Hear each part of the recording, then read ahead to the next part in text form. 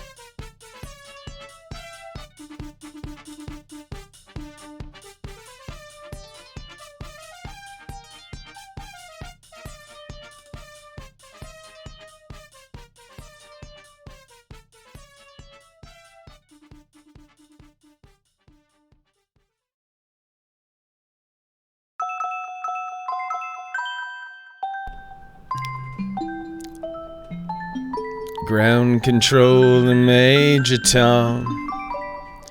Ground control to Major Tom. Is it time to take those protein pills, y'all? What's going on? Happy Sunday. Welcome everyone for popping into the stream today. Hope all is well. Hope the weekend has been treating you very nicely, whether it be the ability to be lazy or the ability to be productive. You get to be here right now, and I'm incredibly grateful for that, because more than anything, more than subs, more than bits, more than donations, you're giving me your time. And these days, I know a lot of things are pulling a lot of people in a lot of different directions. But you're willing to sit here with me, and I'm incredibly grateful for that. Take your protein pills and put your helmet on. Indeed, that is right. So far, we've got Arhunka, we've got Crimson, we've got Contrix, and we've got BGR001 in the house today. And Cabal, yes, way more than I deserve, indeed. The fact that you came back to me, Cabal, after I bonk you in every other stream we encounter each other in, that says something a little bit about me, but a lot about you. And we've got Navigator in here as well. Oh man, it is a good solid start here to what is my 4th consecutive day streaming. Oh my goodness. Not complaining at all. I'm glad to be here. I'm in so many different ways, but this is testing my streaming stamina in ways that I did not ever foresee. Like, yeah, every now and then I'll do 7, 8, 9 hour streams as events that have their own, that have their own special place, and I find a way to get through all of those. But to be able to keep going on multiple days like this as well, this is something I don't think I've ever done before. 4 days straight, that's a lot. And even Mama Panda, you must be two-fisting me along with Rob and Alex, because I know Rob and Alex just started their stream a little bit ago. Yeah, Gravebook, I just gotta cruise through here for as many TurboGrafx-16 games as I can. When I left off on day 3, we were actually towards the end of, we were down to like the final 3 or 4, maybe 5 TurboGrafx-16 games, and then we'll be able to move over to the PC Engine games. Now, fair warning, there might be a few of these games that are first and foremost duplicates of English games that I played on the TurboGrafx-16, and then also some of those games are going to be completely reliant on the ability to read Japanese, so I really won't be able to play them. And dang it, Gravebook, I guess if I roll over to your town this coming Saturday, I should make sure that you have the parts available so we can get your laptop fixed up, nice and perfect, pristine. You got that, Gravebook? Can we pinky swear on that? That I'll give you a little shopping list, and then when I go over to buy up some retro games from the closing retro game shop, Rikaku with the host. Thank you very much. Appreciate that very much. Mama Panda getting better at watching 2 streams at once. That is talent. What's up? Oh, just here on my 4th consecutive day of streaming, just trying to take stock of what has happened over the past few days. It's a lot. And with the house stuff, can't afford it quite yet, but soon. Let me dig through my finances, Gravebook. I might just be able to front you on that little project. If we can make that, arrangement at least, I'll make sure to provide you the receipt, because I know you seem to be the type that would want to reimburse me in full if I were to front you for that. So we can at least go in that respect. I know if Itty Bitty Ruby were in here right now, she would attest to my technical skill at being able to refurb a laptop. You do not deserve lag on your laptop. We talked a little bit about your machine's Gravebook. I think I may already have gotten some model number information from you as well, but that's a whole other topic. And place that's closing is the one in Tucson. Okay, I was wondering if it was. Well, even then, they're still going to have a liquidation sale, and just because they don't have GameCube, that's fine with me. I already have a shitload of GameCube, and in fact, I was talking with Navigator Bowman last night after stream, and I ordered some more parts for my GameCube. I went and I ordered, wow, I can't believe I actually dropped $90 last night. I did it without even thinking. I grabbed a Game Boy player. That's going to be super sweet. Then I also grabbed an SD to an SD memory card adapter for the GameCube as well, so that I can run Swiss. And then I got the SD to SP2 for the GameCube as well. I'm incredibly excited for that, because the SD to SP2, I hate the name of this product so much, SD to SP2, For GameCubes that have a serial port too, this little device plugs into that serial port, and with the help of Swiss, lets you run games off of a micro SD card. It's going to be super sweet. My GameCube is going to be built to the nines, let me tell you. Oh, man. Okay, oh yeah, Gravebook, that's right. I did send you the email with the shopping list, that's right. And well, I guess for the game shop, Tucson's on the way to you, so I can stop there on the way over or on the way back. It's all good. Famijack! Good evening for me and the waifu. Also, happy Father's Day to all fathers in the chat. Indeed, there are a couple out there. There are a couple out there who have sired little ones. We've got the brothers in here. Good to see. Good to see. Oh, man. Oh, wait. TurboGrafx Mini Day 5? No, today's supposed to be Day 4. Oh, what's wrong with me? I mean, I guess this is part of the stamina thing in that, there we go. Tweaked my stream info just a tiny bit. That number will eventually trickle in. Because yeah, this is the 4th day of TurboGrafx, I believe. Shut up! Get back in your cage. Mama Panda, it's been a pretty great day. I went to I got some grocery shopping done. I got a lot of sleep, and I was able to eat at a brand new food truck in town right before stream, so looks like my lips are actually still a little bit on the red side from the very spicy jerk sauce that was with that meal.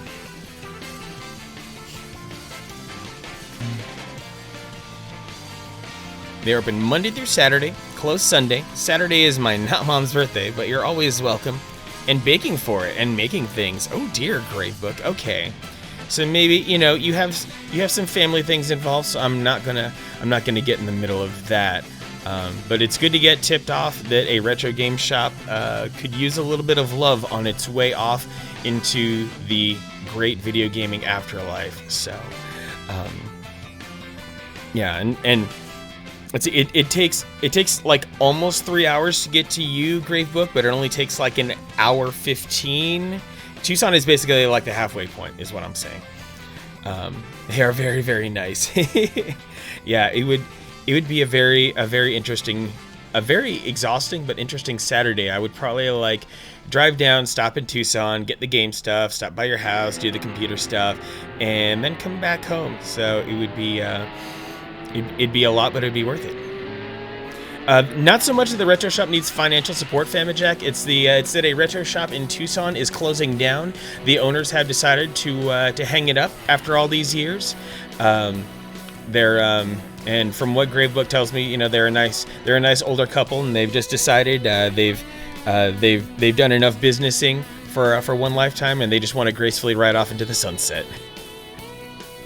Oh boy, we got brotherly fighting going on in here.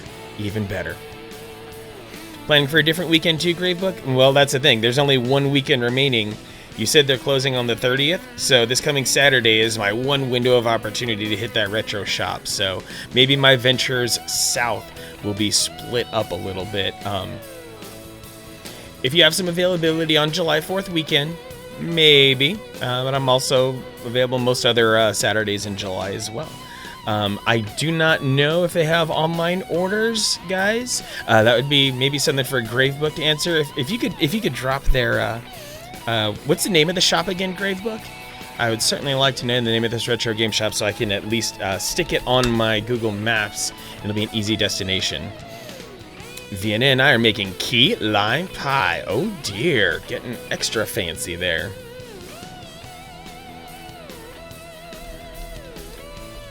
See if I just search Retro Games Tucson. Game Trader, Retro Toys and More, Isle of Games, TucsonGameTrader.com. Excellent. I don't imagine they do online orders, but I wonder if you possibly give them a phone call, and sweet talk them a little bit, if they might be willing to ship out some of their goodies. Yep. When you search Retro Games Tucson, Game Trader is #1. Oh, and it's right off I-10. Like, super just get off and exit. It's right there. I can get in and out. Oh, man.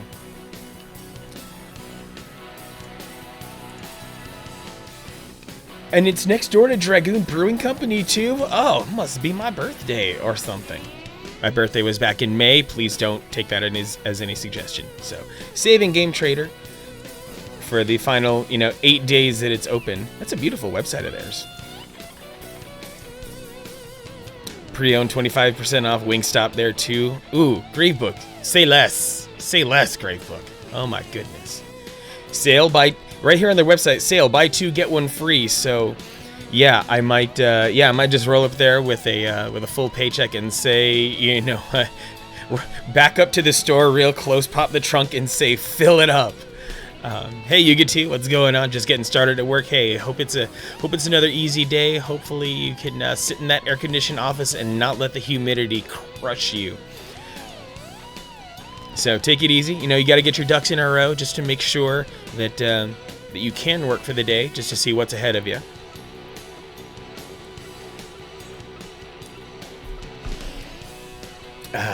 Okay. So with all that in mind, I think I've got things.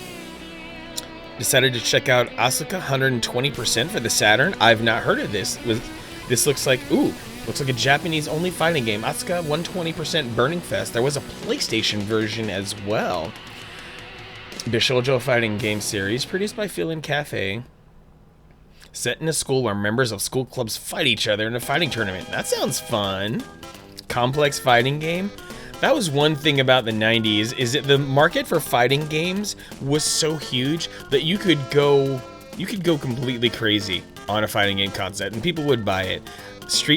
The momentum that Street Fighter created easily carried all the way to like 2003, 2004. It was crazy. And yeah, the Saturn got blessed with a ton of good games, especially in Japan. That's why a lot of American collectors have taken it, is getting Japanese versions of Saturn games to have physical copies, because otherwise it can be kind of brutal. Oh man, they even had pro repair services? Gonna be sad to see Game Trader go, but I'll be happy to throw them some money so they can ride off to the sunset with their pockets a little bit deeper. Okay, so let me go close those tabs so as not to be distracted. Shining Force 3 Panzer Dragoon Saga. Yep. Oh, they're repairing your Xbox 360 gravebook. Hopefully all they really need to do is take off... for one thing, Xbox 360s love to collect dust. Hopefully, take it apart, clean it, reapply new thermal paste to all the heat sinks and stuff like that. Angel does the repairs, and she is hilarious. Yeah. The Saturn, X-Men vs. Street Fighter, Marvel vs. Street Fighter Alpha. The entire trilogy of Street Fighter Alpha was on the Saturn. Some SNK games, and Itty Bitty Ruby, you took a break from household chores and Zelda to join little old me? Thank you, Ruby. I appreciate that very, very much. Oh, the optical drive isn't working right. Well, Gravebook, hopefully, pick apart the optical drive, make sure that the guides for the optical pickup are set right, clean that out, grease it up. Maybe it can be rehabilitated, replace some of the bands for the gears inside. Saturn version of Symphony of the Night is not quite known to be the best version, unfortunately. They gave a rather sloppy port to it, and we were talking a little bit in my Discord about something that they did to kind of improve it, because first and foremost, when we're talking about the Saturn version of Symphony of the Night, it kind of comes as a clumsy port of the PlayStation version. It's unfortunately, for some reason, riddled with slowdown. It's poorly optimized, among other things, and they didn't redo the art in a way that was friendly towards the way that the Saturn displays graphics, because the PlayStation has a video mode that was leveraged 256 by 224. The minimum horizontal resolution on the Saturn is 320, so they just stretched the game, and that caused a lot of weird like you have to, you know, look up close to it to really see it. But it caused just some weirdness with how the graphics were displayed. That the game is played in a slightly stretched fashion, so stuff like stairs don't look as good as they should, and stuff like that. But one of the interesting things about the Konami was lazy with it. Yeah, I always heard the Saturn version. Now, they gave the Saturn version some exclusive items and some slight tweaks, and I think they actually gave it an extra character. I think you can play as Maria in that one as well. I won't say it's better, but some very enterprising modders out there have done something incredibly fascinating with Symphony of the Night on Saturn, in that they created a new build of it. This is absolutely insane hacking on a level that I can't even comprehend, because I know the Saturn was already hard to program for in the first place.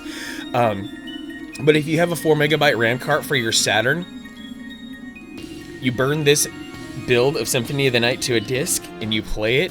It leverages the 4 megabyte RAM card to eliminate all the slowdown by making sure that a lot of assets are preloaded and things like that. Hey, speaking of which, the shuffle the shuffle on Winamp gifted me with the correct music. With the correct music for what's going on right now for the discussion. And yeah, in addition, those, I don't know if it was the same hackers, but they removed the requirement for King of the Fighter 95's proprietary RAM card, so you can use any RAM card. Oh man, the Saturn is a nightmare to program for. Tried making a simple Pong game for it a few years back and never again. Wow. And see, that's the thing. If you're getting started in programming for the Saturn, you're probably only going to be doing whatever program you write is going to be something that is going to be simple, that only leverages one of the two Hitachi SH2 processors in there. But if you have enough resources, you can correctly leverage the Saturn and create some beautiful games that utilize both of the SH2 processors. But whole other topic entirely. The point is, there is still a lot of love out there for the Saturn, and stuff like that Symphony of the Night link that I dropped right there is just mind-blowing stuff. I first saw word of that a few weeks ago when I saw Smoke Monster tweeting about it.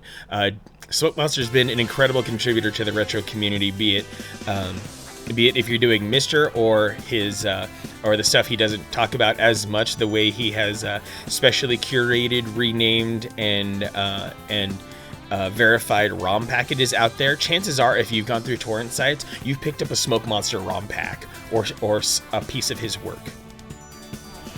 Like, I'd rather make a Pong game using punch cards and stadium-sized computers.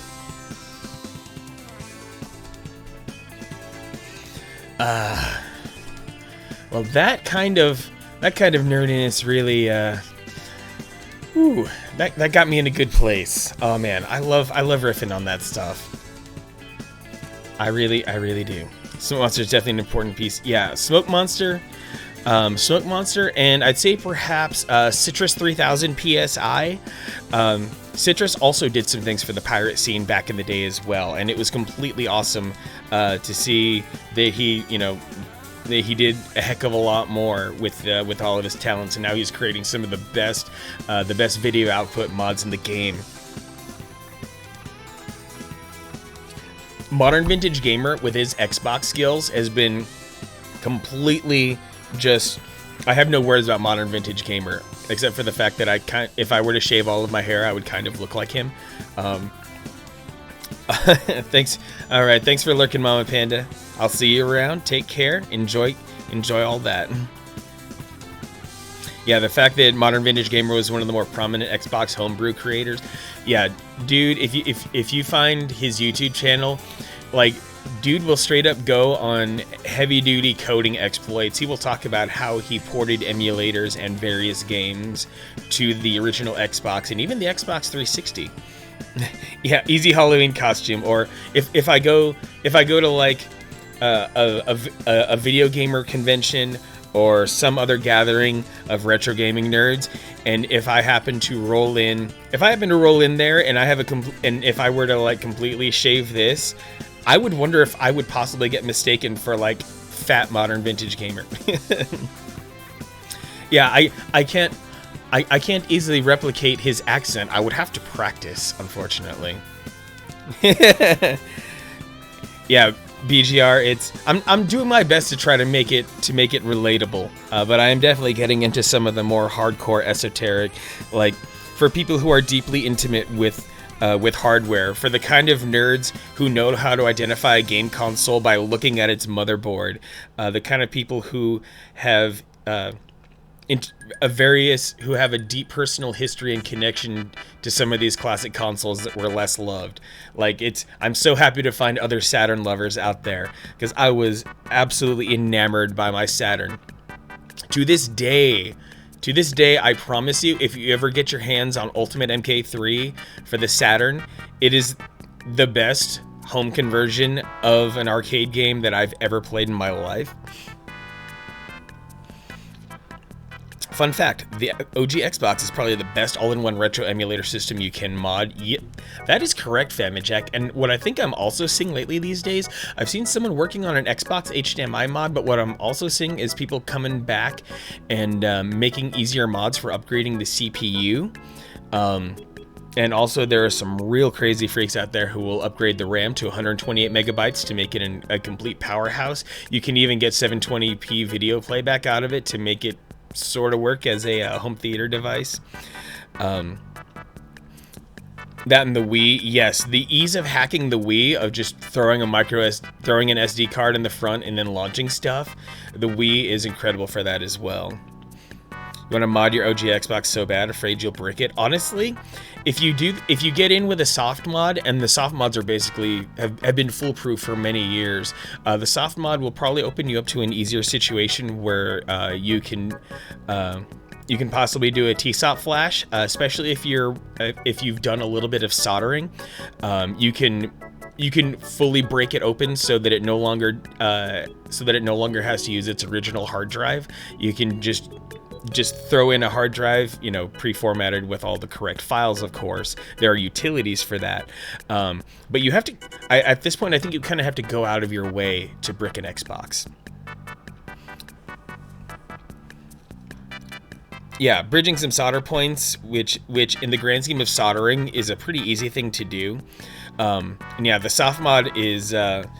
they've gotten the soft mod thing down to, like, you can do it in 5 minutes. It's pretty great. Just got to make sure you have a copy of one of like 3 or 5 games, somewhere around there. I have a copy of the Splinter Cell that has the main weakness that was exploited. I know there are a couple of other games that do it as well.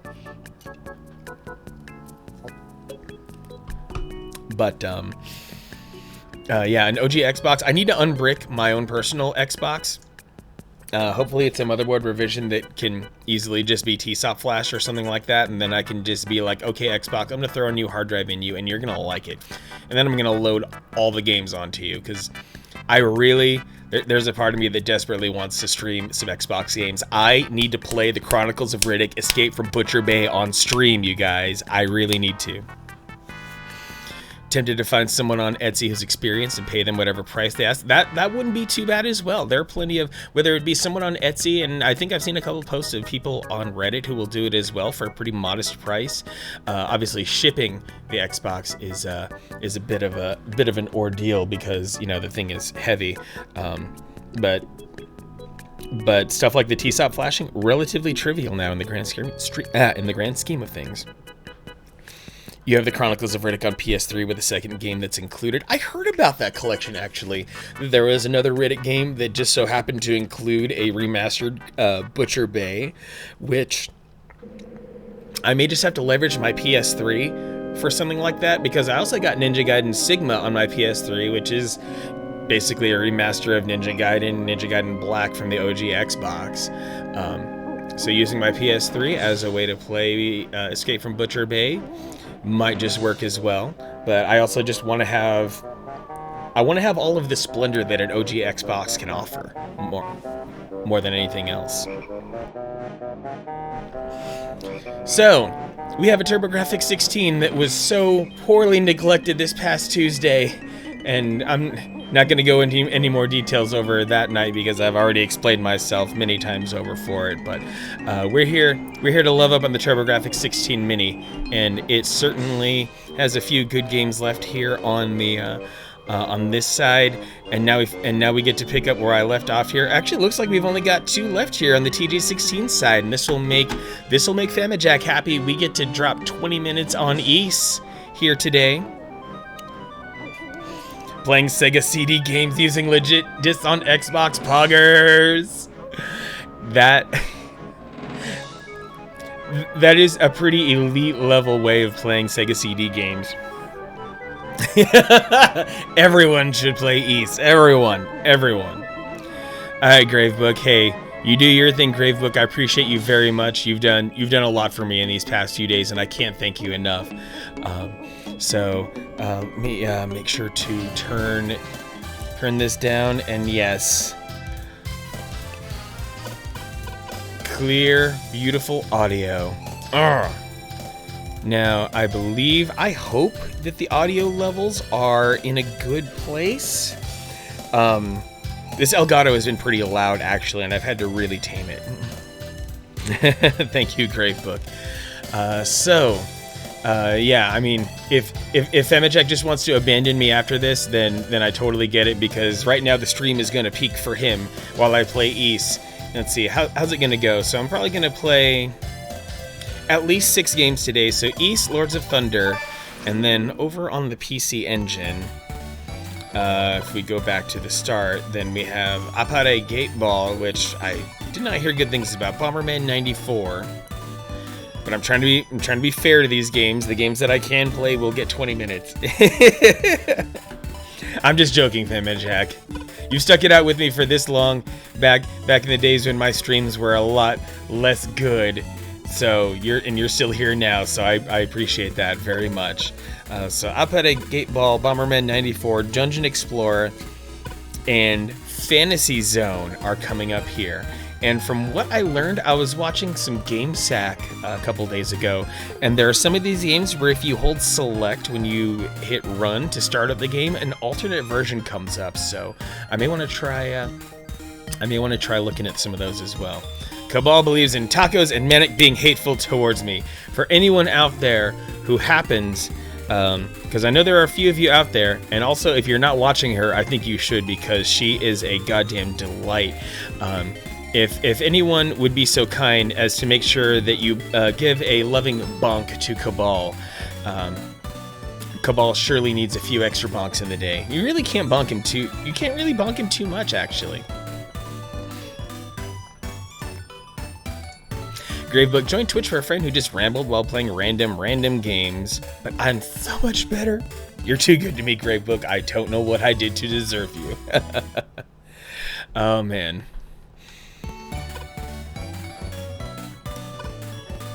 So anyway, back to the TurboGrafx side of things.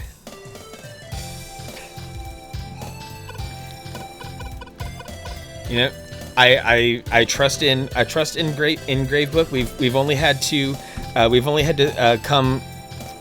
to discuss things on the side about how the flow of the stream goes just a little bit. Yeah. Defund the moderators. See, that might be the best part. There is no there's no defunding. Sorry. Gravebook is the sheriff in this town, and I might as well be mayor. So the deck is stacked against you, Cabal. Sorry. Yeah, Gravebook just has money squirting out her ears all day. Okay, so let's whip out our hoot card and let's clip Ys into the TurboGrafx CD. Ooh. Listen to those amazing CD sounds.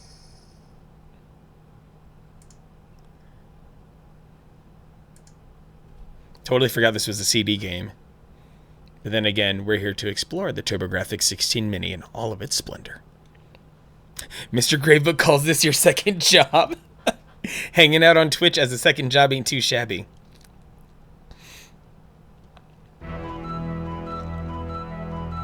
The benefit is, Gravebook, I'll fix your computer for just the cost of parts, among many other favors that I will do for you for being awesome.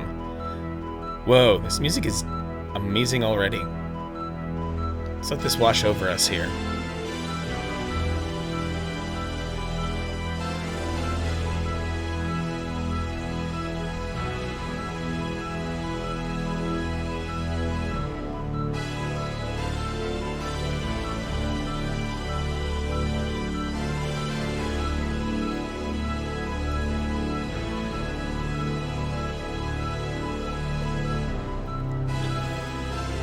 Ancient East vanished.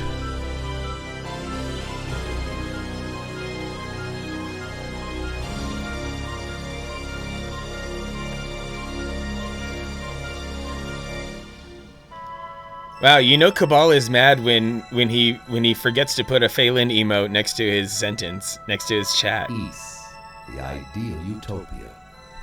Once a country so peaceful and prosperous. A country where children were as free as the wind. A country where harmony blew through the hearts of all men. East, a kingdom ruled by the wisdom and charity of its 6 powerful priests.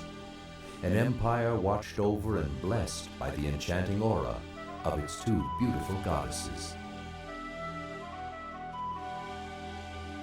East, the seemingly tranquil paradise suddenly pulled from the height of its civilization to the empty abyss of infinite isolation. How could such a land of promise simply vanish from the face of the planet? How could such prosperity be forgotten? The legend has been silenced for over 700 years. And now, the mystery unfolds.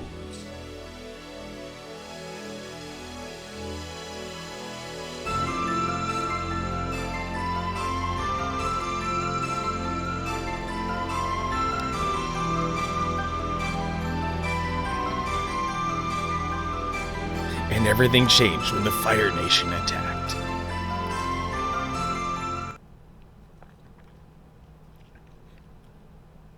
20-minute intro. The beginning.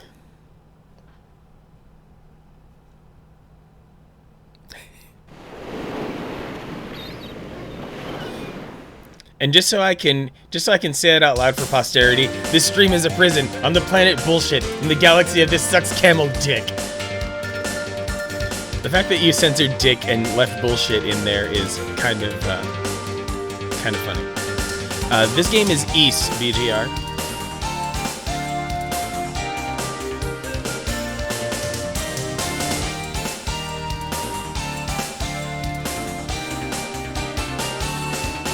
Ooh, we're on a ship. Lilia. East. Y-S. Y-S spells East.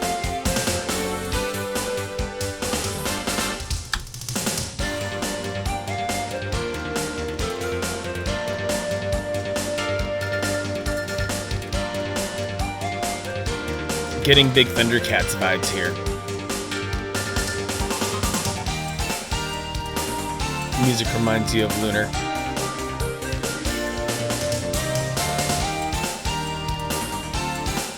Yeah, whatever this general sound is seemed how Japanese music artists were rolling at the time. Not just Thundercats, Galaxy 5555.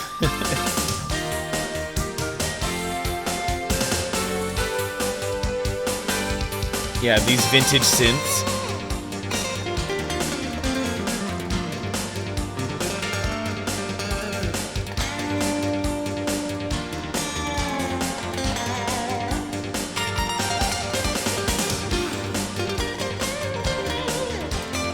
Sure, most of these 20 minutes will be intro, but I'm enjoying it, because this music is shredded.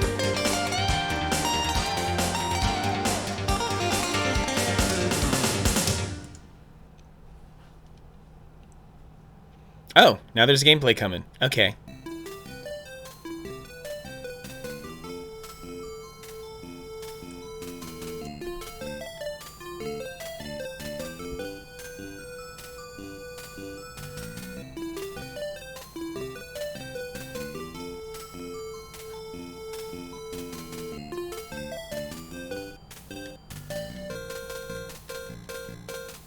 Welcome to Asteria. Please wait, swordsman.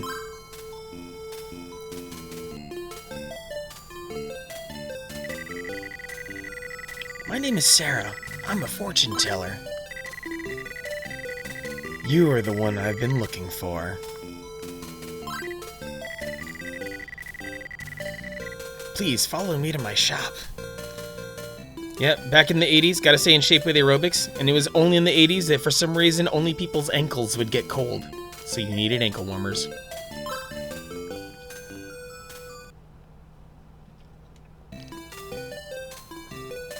Here's my store. Please come in.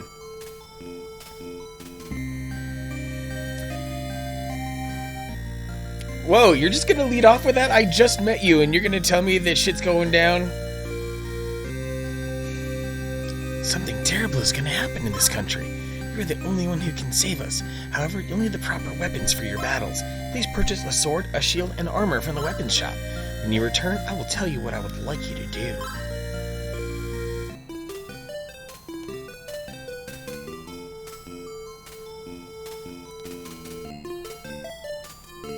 And the cash grind begins.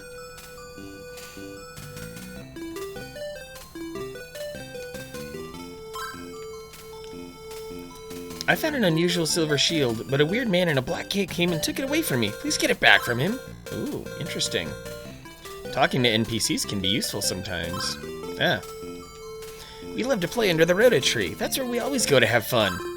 Wow, that's a heck of a tree. I have enough to purchase one of those items. Good to know. Yeah, with my 1,000 gold, I figure I'm pretty scrubbed here right now. Sarah's been acting strange lately. She keeps talking about the end of the world. My father is the mayor of Zeptic Village. He seems worried lately. Will you please go and see what troubles him so? I'm a stranger, lady. What makes you think that I'm gonna solve a problem? There's a steep ridge to the northeast of here known as Clifton's Cliff. The thieves seem to hide out near there. Have you heard about the man in the black cape? He's a real creep. There's something dreadful about this man. His cape glows a pale light. Beware of him. Rosetti's weapon store. Short sword, long sword, or katana. I like the sound of a katana. I can see you've got an eye for swords. This is a special sword made in the Far East. It costs 5,000. Ew, no thanks.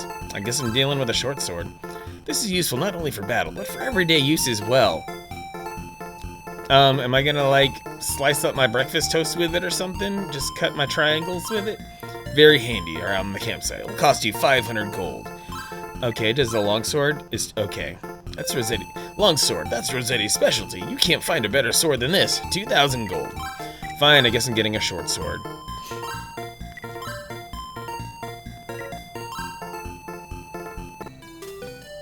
Better check my inventory.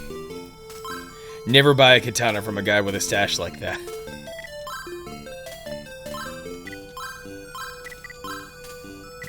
All I have is my short sword.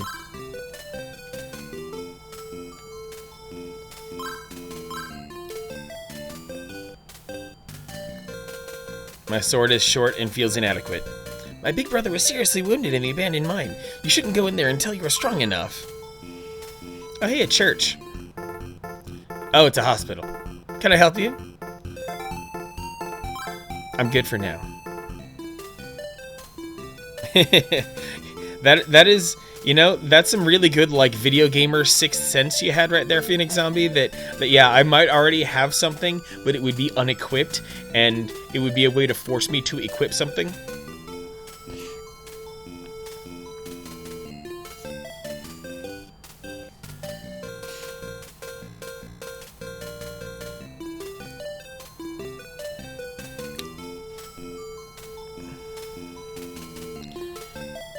Alright, the red tree.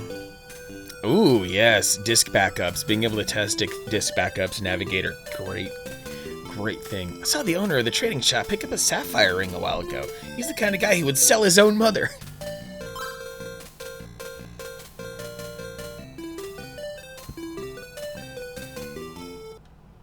What's over here? Might as well just keep roaming. Oh! I'm out in the main world now, where there's scary things that'll kill me.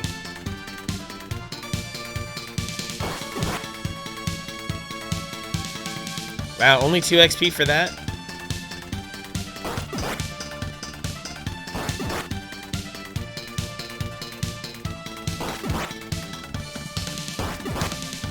Oh, so these guys proffer no resistance, they keep respawning, and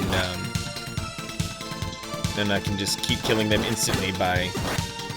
Ooh, I finally took a little damage there. Really weird combat system, but oh well, such is the need for simplicity of the games of the era.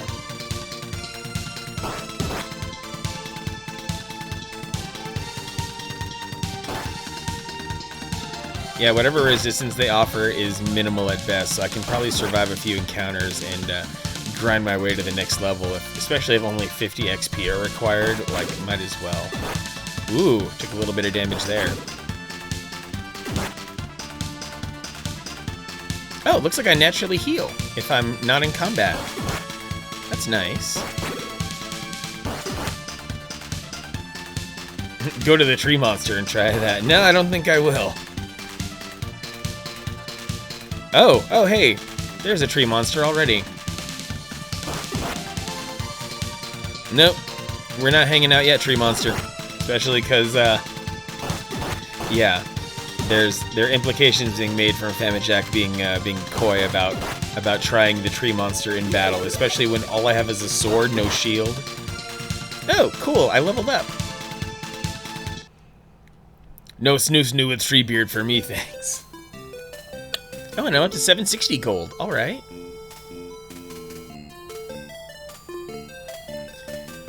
And what's this place? Ormond's Bar. Welcome, stranger. Bartender Ormond. There've been a lot of robberies lately. We need to catch the thieves soon. We need all the help we can get. Would you like to give us a hand? I don't think I've ever seen you before. My name is Garrick. I've been hired to help hunt down the thieves. Would you like to join us for a drink? Sure. I've heard a rumor about a special seed from a tree called Rhoda. It's said that they're the most prized delicacy in the land. I'd like to taste them just once before I die. Well, good thing some kids happen to play next to one of those trees that are somehow... that this man somehow knows nothing about. He died as he lived with a stick up his ass. Hey, brother, will you listen to my story? I'm Thomas. I've lost an expensive sapphire ring that I bought for my wife. I had to work long and hard for that ring. Now I don't dare go home, as I know my wife is angry. I'm sure the thieves stole it from me. Ooh, 82 and 81% humidity. Savage, you get to. Savage.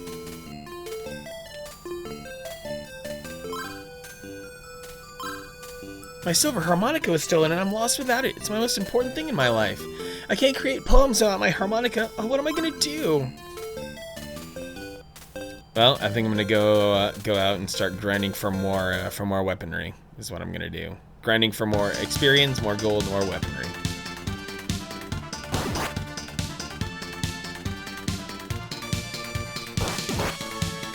Whoa, that's a lot of hit points, Tree Man. Ooh, I knocked him out. All right, and I took very little damage. I killed my first Tree Man, you guys.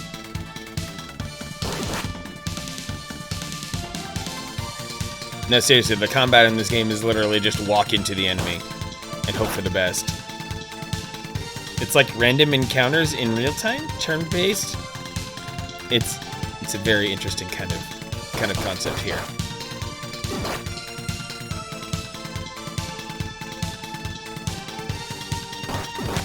Yeah, I'm really cutting down these tree dudes well. I guess this short sword's good for something after all.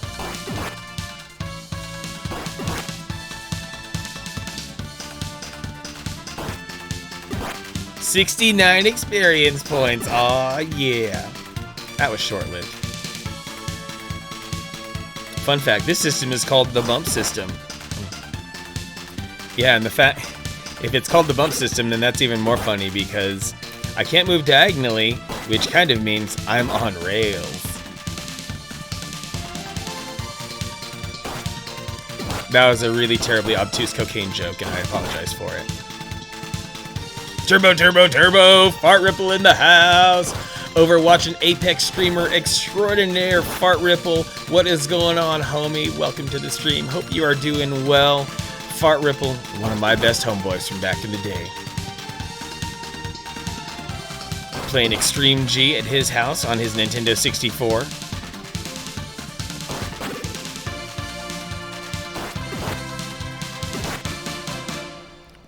Ooh, a bridge. I should cross it. Ooh, more tree guys. Bye, Groot. Uh-oh, a wolf. Ooh, wolves are like just as tough as the trees. Sorry, I've got to kill the dogs. Last of Us 2 flashbacks, I know. Like seriously, like the only thing I've ever heard about The Last of Us is like you're gonna be emotionally scarred by the people who have to die in the game. That's really all I know. I do not have the means to give spoilers. I just know that if you ever love a character in The Last of Us, they're gonna die. So don't get attached to anyone for any reason. You got your retro tink. Heck yeah, Fart Ripple. Did you buy it direct from Mike Cheese Store, or did you go to CastleManiaGames.com? Basically approach it like Game of Thrones. Yeah, exactly. Know that when in Game of Thrones and whether it be Game of Thrones or Last of Us, never get attached to anyone because death is coming.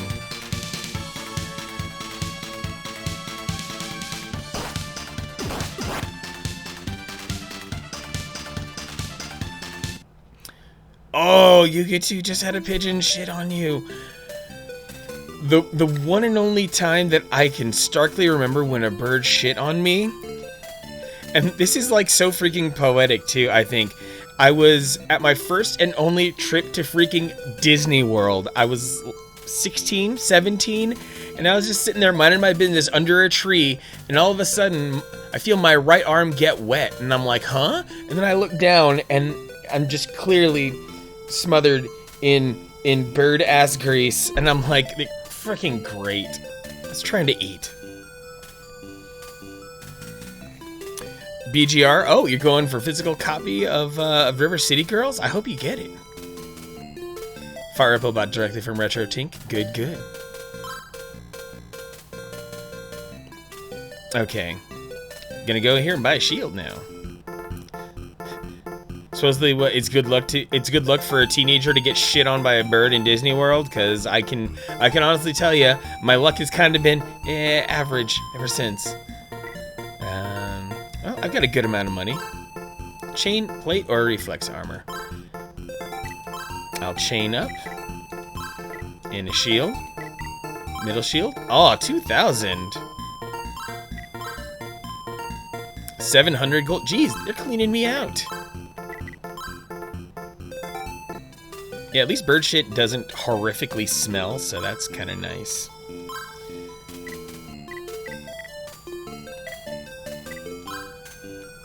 Oh, okay.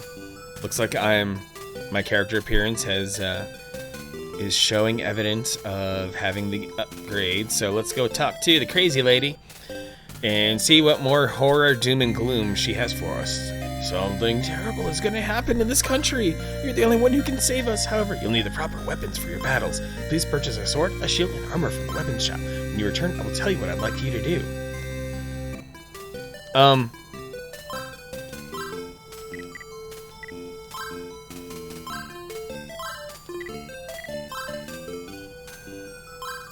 Wait, what's the... Okay, now they all have the purple around them. Thanks for easing my worries. By the way, do you know about the Book of Ys? The crystal indicates that one of the books of Ys is in the shrine. Do you think you can recover the book? Yes. Really? You'll do it. Thank you so much. Please take this crystal with you. It'll help you find your way. Adol gets the Sarah's crystal. And that just seems like the perfect time for the timer to run out. Oh, yeah. Alright, well, I think at the very least I'm going to do a save state on that, because that seems pretty neat, a good project for offline. So let's head back to the main menu and move on to the next game. Lords of Thunder. No idea what to expect, so let's see what happens. Huh, audio is ahead of game video. That's odd. It all looks synced up for, yeah, all seems, yeah, for audio to desync, and especially if you can tell that my microphone is not, that's a weird little glitch that I see Twitch do rarely.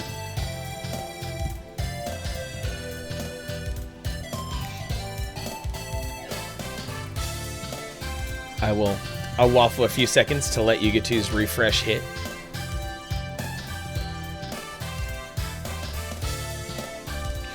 Okay. Lords of Thunder, giving it 20 minutes, and then I'm going to take a break after this. Ooh, another Super CD. Let me mute myself so we can savor the splendor of inserting the disc in the console.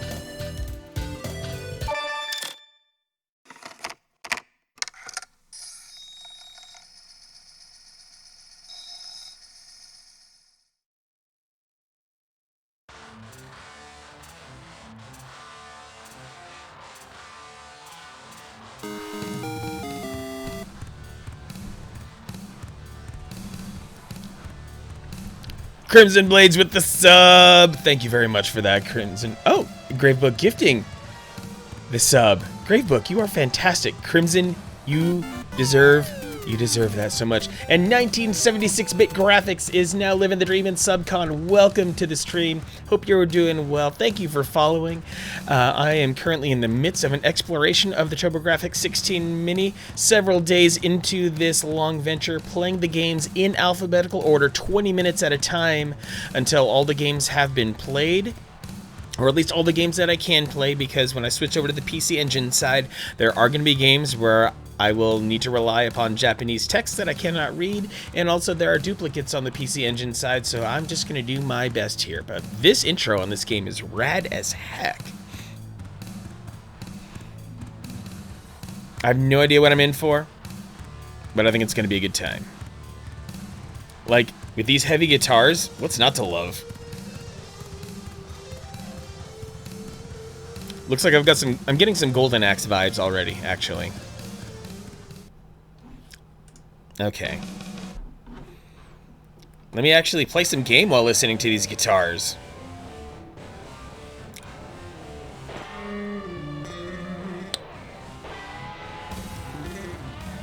And that bass? Gravebook wants the boo hat. Lords of Thunder. I'm gonna make this quick.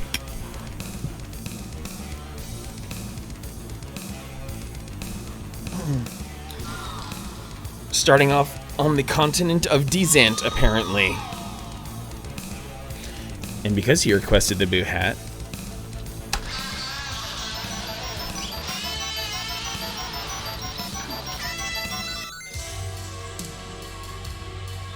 fire, wind, water, or earth armor. I'm an earthy kind of guy.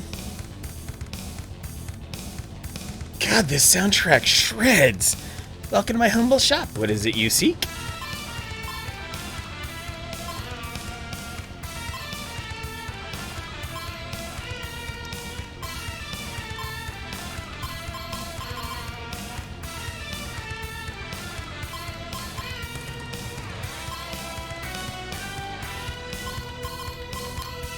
I'm gonna be weird and go for power.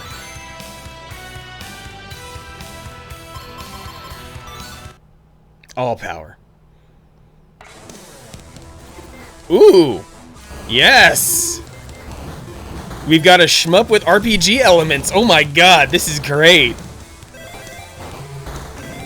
And it's already bullet hell. Amazing.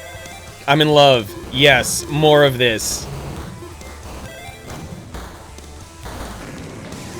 The spice must flow.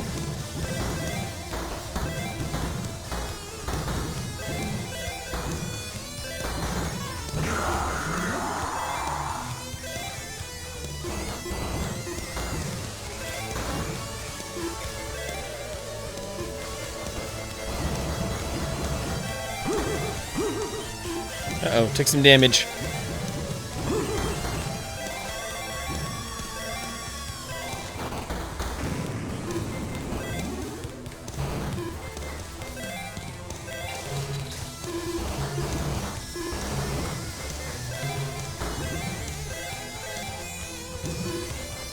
Oh my goodness, this is amazing.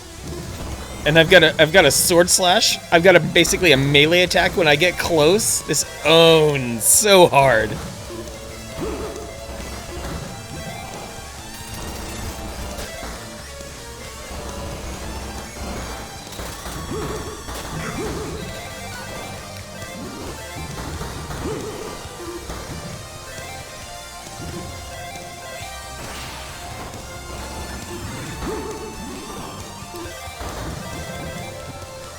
Yep.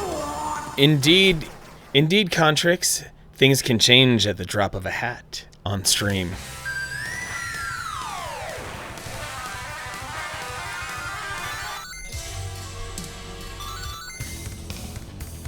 Seriously, like there's some straight up like Dragon Force inspiration here.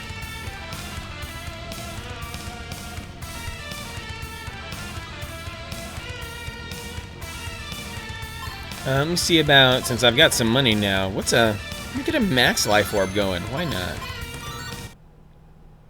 Yeah, usually Crimson Blades is the one who has the puns, but he decided to let me have that one. Seriously, how can you not be having fun with music like this?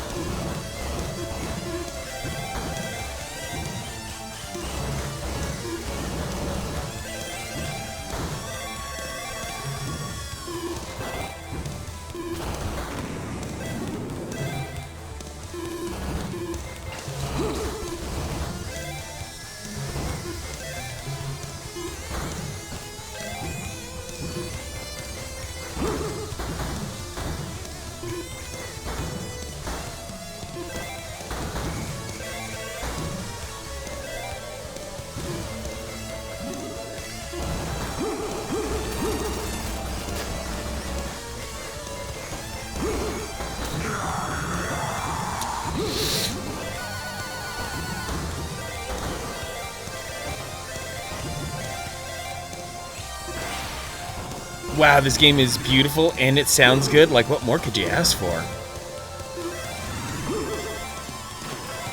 I've got like a helper paladin who appears down there, apparently.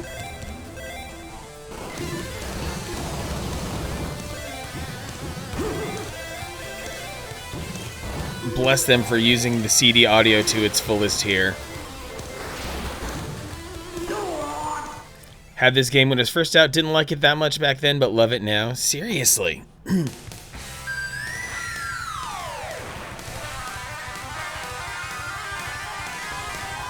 How you doing, 1976? Happy Sunday to you. Hope all is well.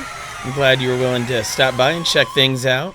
I'm definitely on the newer side of things to the TurboGrafx-16, but I figure it was essential for me to be able to pick this up and play this, and so that I could play catch up with a lot of my retro knowledge. I love it how it's just normal, hard, and super. There's no easy mode. So let me try a different continent. Alzal. Looks like this is the kind of place where water armor is king.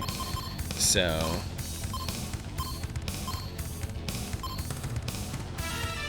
I'm gonna give myself +5 life and +1 life. Sure. I'm only playing this for a few minutes, so I don't care if I'm wasting money. Ooh.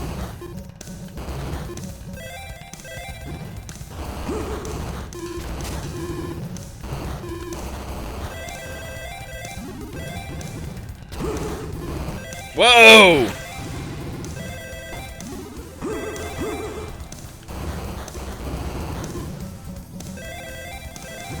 Making mad money here. My word. Whoa! Big dragon. Big dragon drops big goodies. Oh.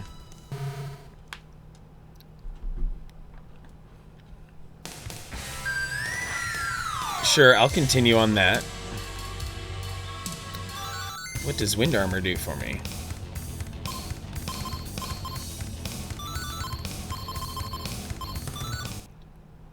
I love some of these mechanics that they tacked on here. Like, this adds so many levels to a shmup, and I can understand not liking it back in the day because these kind of concepts are completely crazy and far out for what we would have expected of shmups back in the day. But now looking at this, through even through my jaded old eyes, I'm completely in love with this concept. Like, more shmups should have been willing to take risk like this.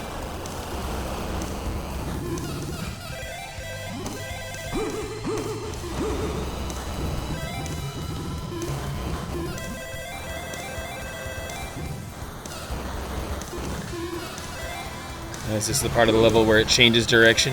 Uh-oh, one more hit and I'm dead. Can a brother get some hearts?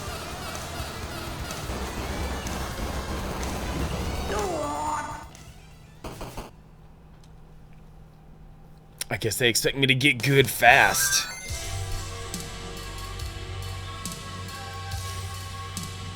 Let's see, I don't imagine fire armor would do well in a water place, but you know. Ooh, I like the weapon.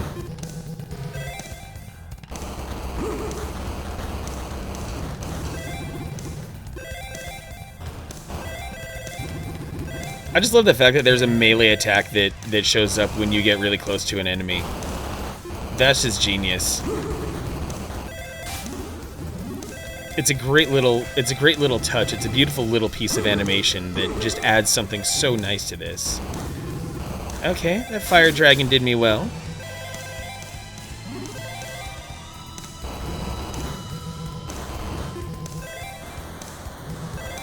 Chicken and bok choy stir fry with pickled daikon salad. Ooh, good one, Gravebook.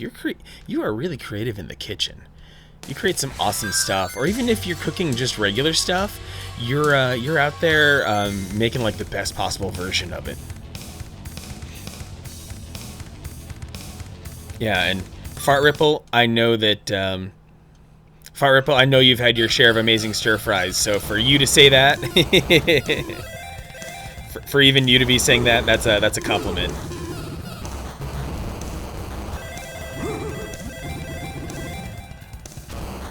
Bok choy brings back memories. Editing tomorrow's episode. Hey, if you go dark, that's alright. Even a lurk is fully appreciated. Yeah, that is also a good deal right there, Gravebook, that cooking is a way to guarantee that you're eating healthy. Like, it's either that or making sure that you absolutely, like, there are very few restaurants where you can fully trust everything on the menu, and very few packaged foods on the store shelves you can trust as well. So yeah, cooking gives you the ultimate control. Every last grain of salt, every last spice, every last oil. How to prepare for Texas. Wash your clothes in hot water, then wear them while setting the AC on hot. Fart Ripple stressed in the kitchen, but you never get stressed at anything. You're so chill.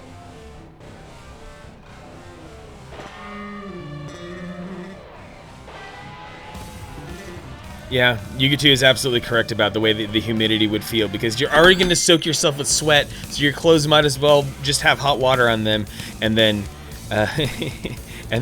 just get in front of a heater so that you can simulate the breeze that comes your way. Next continent. Let's see what's going. Can I choose? Okay, I can't choose a center continent. Let's see. Helado. It's literally the Spanish word for icy. I'm gonna use fire armor for this one.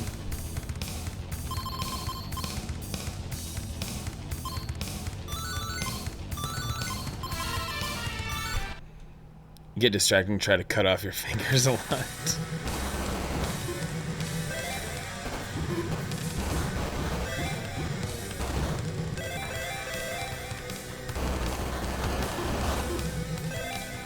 Die, ice monsters, die!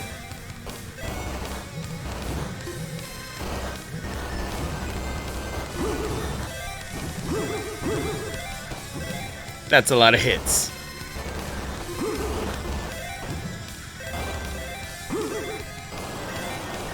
Yeah, I probably burned my smart bomb a little too early there, but I don't care.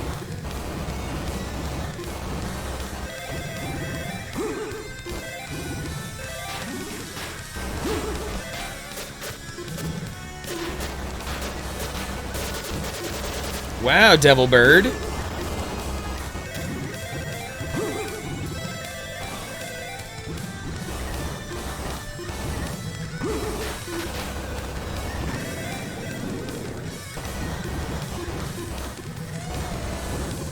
I'm just like in full hypnosis mode here. This game is great. No fingers, Dream Woman. Hey, what's up? I am Jeff. Hope you're doing well.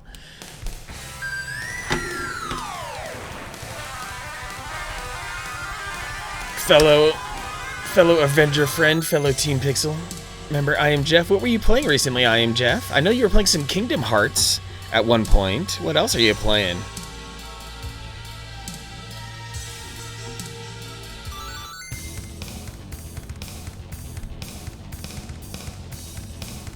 Yeah, old, plenty of scars, part of life.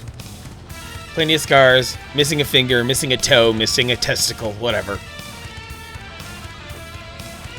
The first Final Fantasy, awesome. 690. Level 2 Mystic Orb plus 8 power? Sure, I'll give it a try. Start of the marathon. Oh, you just gonna do all the Final Fantasies and as many as you can stand? Is that what I'm gathering, I am Jeff? At least that's what it implies. Start of the marathon of just, alright, gonna just go through every Final Fantasy. We're doing it. We're taking the longest journey possible.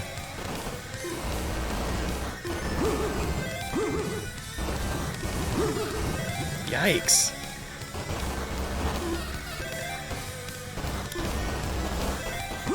I would have expected much better out of the sword attacks. The sword attacks don't seem that substantially more powerful than the gunshots, even though I would assume that there's going to be some sort of risk reward that you would put into the game for getting that close to the enemy. Started playing through 6 again yesterday with the Reborn patch mod. Oh, what is this Reborn patch all about? Do tell. I am Jeff, playing all main series games and sequels besides 11 and 14, maybe some other side games too at the end. Ooh, this could be a good way to lead into, I don't know its release date, but Final Fantasy Crystal Chronicles on Switch. Maybe you throw that in. Melodica practice, go get it, Rikaku.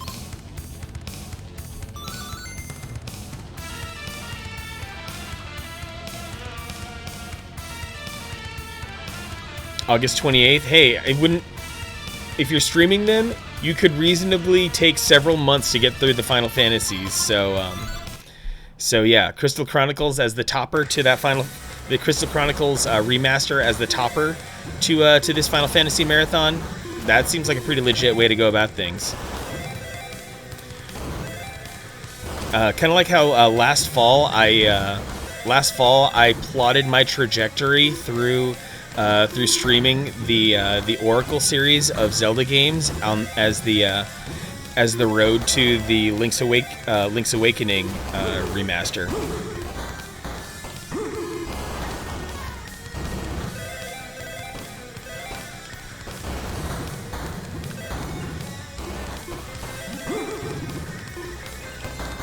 Planning on Crystal Chronicles? Heck yeah, Rikaku.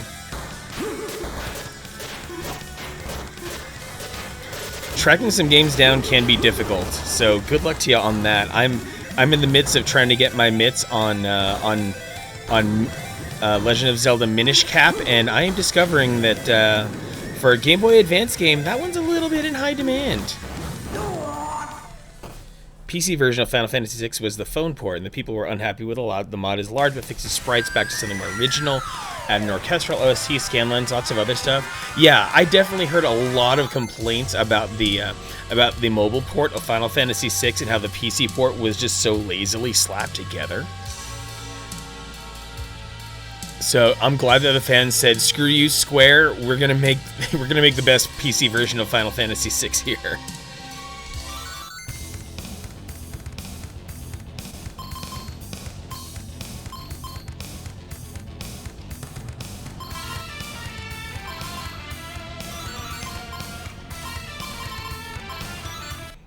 Seriously, we did not deserve such a shredding soundtrack for a game back in the day. This is awesome.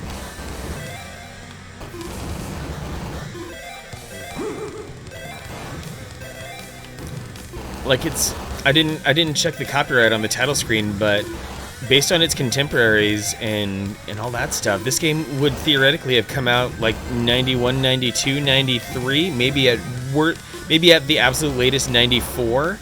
So to be able to have this kind of quality in a game in the era would have been astounding. Heck yeah, I am, Jeff. Get all that Final Fantasy. You're a Final Fantasy nerd, I'm a Zelda nerd, but there's no reason we can't get along.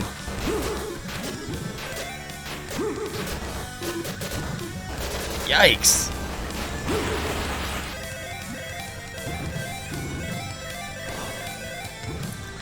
My only real Final Fantasies that I've gotten into are 6 and 7, and I truly did enjoy those. Masterpieces of games.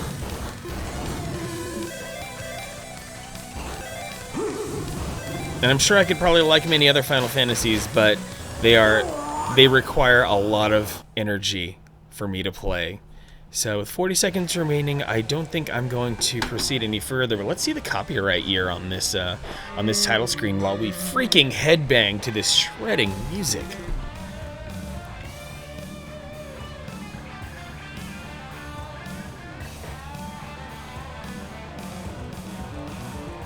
$1993? Okay.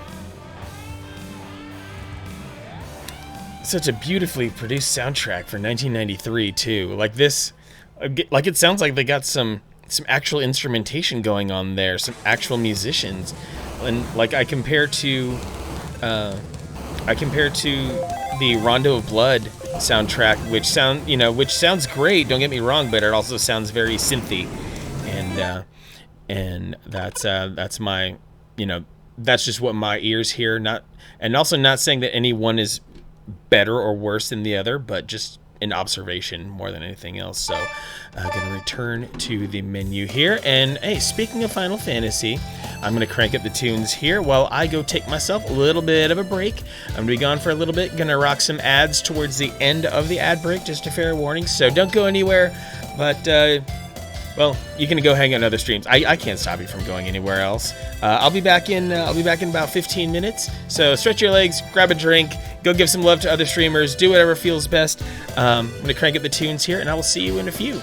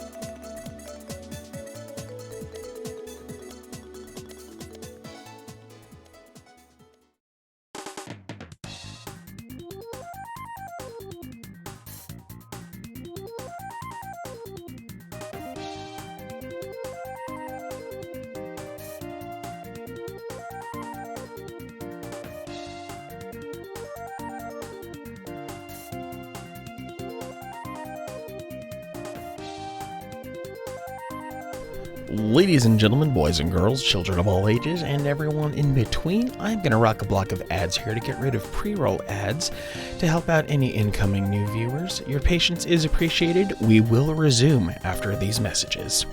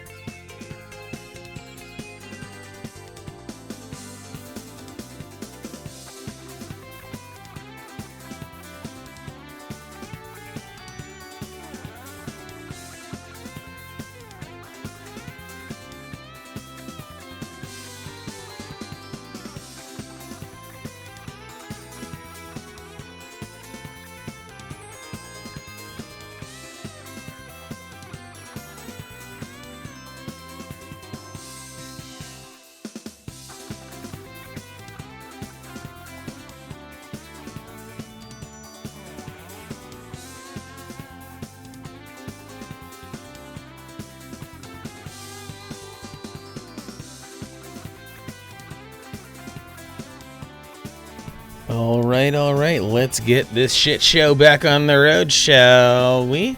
Time to wind down these tunes. Oh my goodness.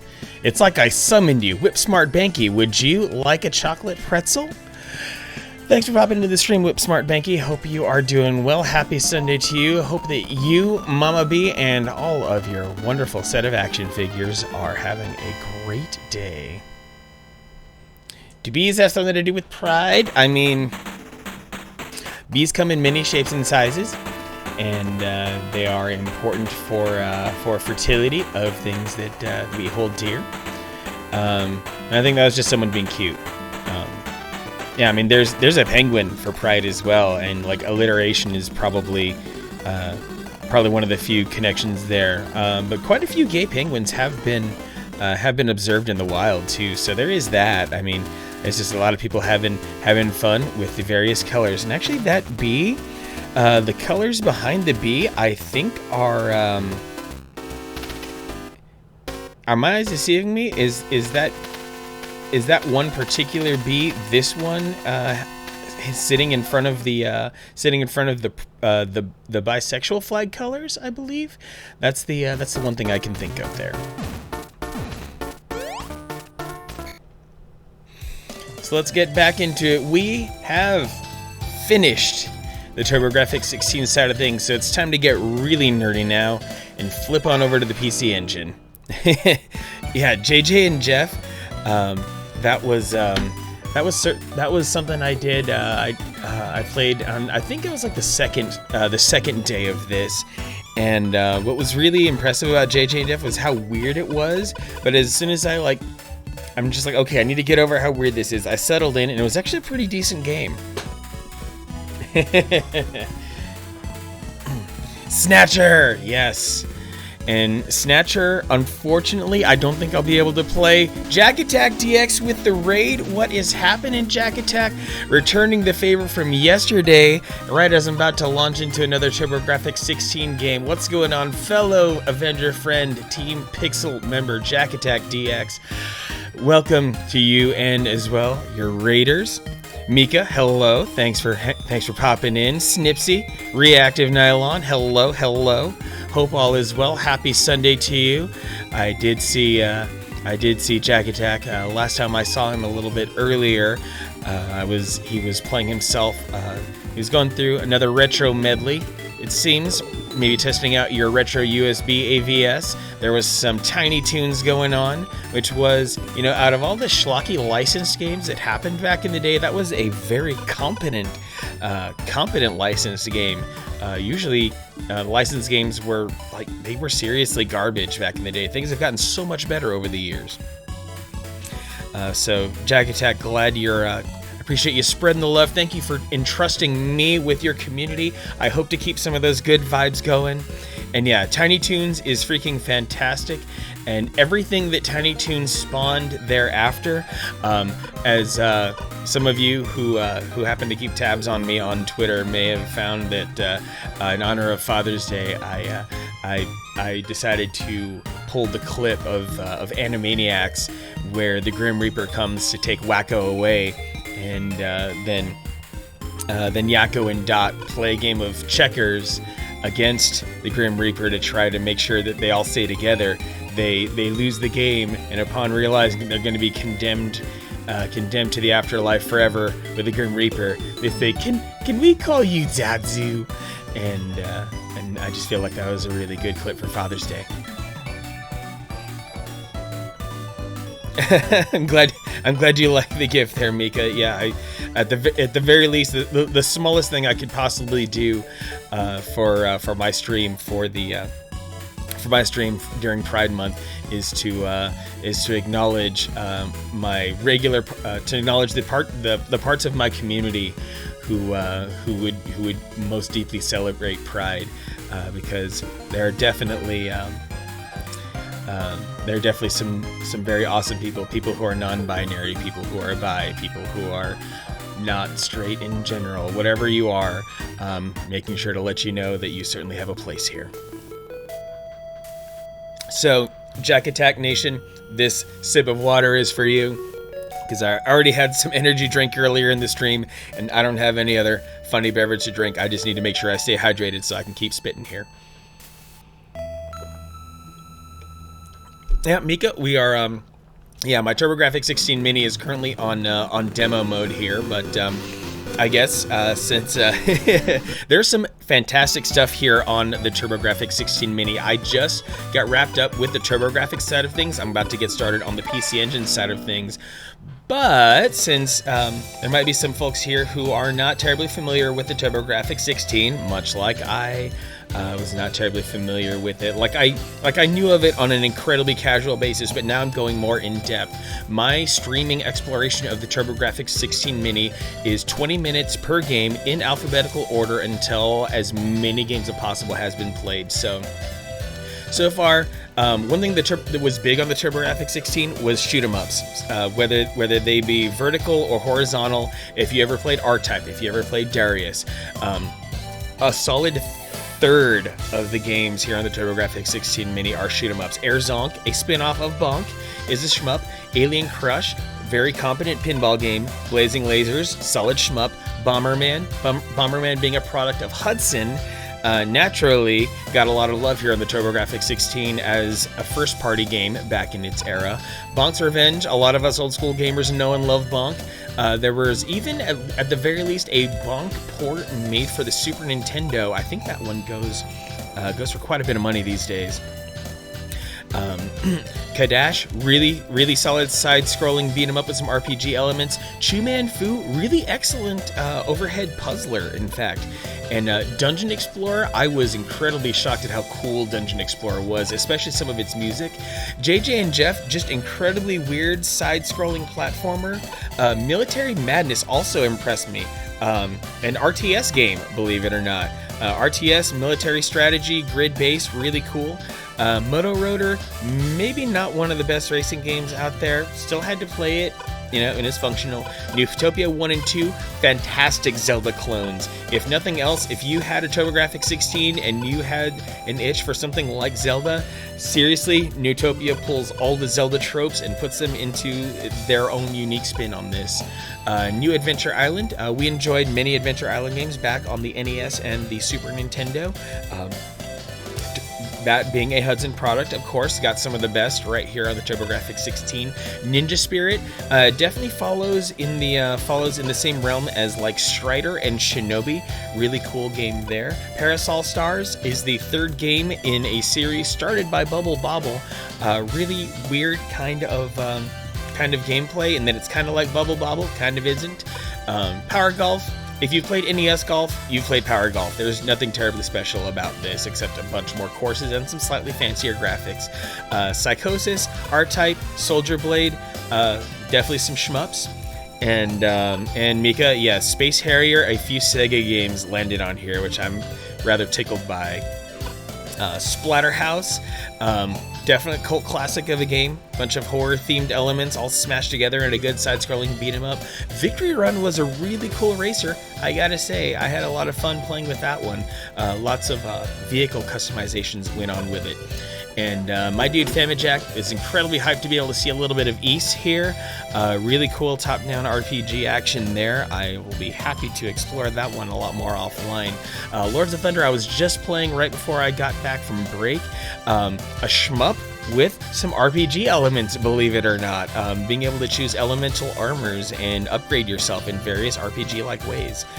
So yeah, that's what's going on there. Contrix making grilled cheese. So, Cabal, you're appreciated. Okay, that is number one. I know. I will say this though, much like myself, Cabal is an acquired taste. If you don't like, if the first time you meet Cabal, you're like, "What's this dude on about?" And then it's like, "Oh, okay, that's just how Cabal communicates," and it's all good after that, and it's all awesome. Cabal is rad. Yeah, because I definitely missed some chat while I was sitting here going over the splendor of the TurboGrafx-16 Mini. It goes for, I think it's sold out right now, but it is exclusive to Amazon. Goes for $100.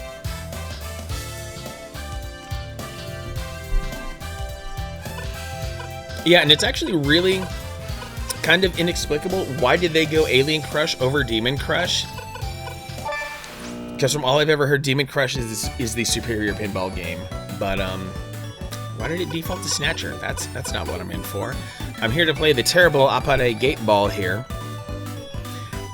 Yeah, I've not heard good things about this, so I'm going to give it its 20 minutes due because I am trying to be equitable and fair to each of these games. All right, Mika, thanks for stopping by. Appreciate you having some good energy. I hope you have a good rest of your day. Yeah, work is always here to be a bit of a burden. Elder care, that takes a lot of energy as well. So you take care, Mika. Thanks for coming in with the raid. Stay safe, stay healthy. All right, up at a Gate Ball, a Hue card game. Let's fire it up. Mind you, most of these games are going to be like all Japanese, so I'm going to do my best with them. And I'm just going to kind of assume... I'm just going to go with like default options here and hope for the best. Sure. Yes, now I'm choosing a character. Am I playing like croquet or something here? I'm going to choose this weird guy in the end, because why not? He's got lesser shot. Okay,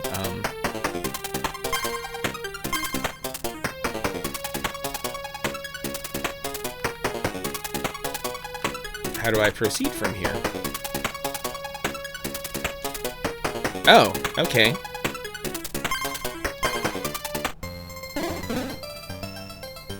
Alright, I might have to cut this one short, because this is already weird.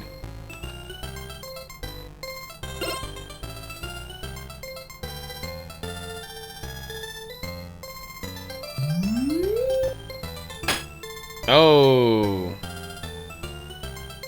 It's like the less popular croquet, yeah.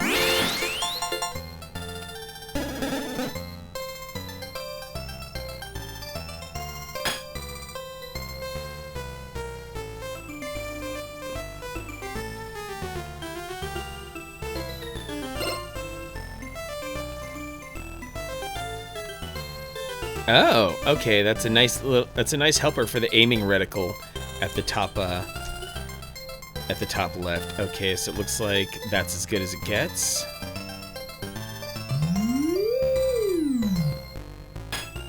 Oh, no, it's Gate Ball. Okay. Very different games, croquet and Gate Ball.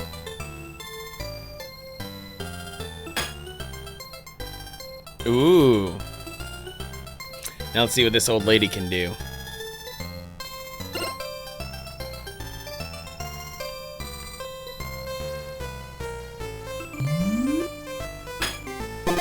Whee!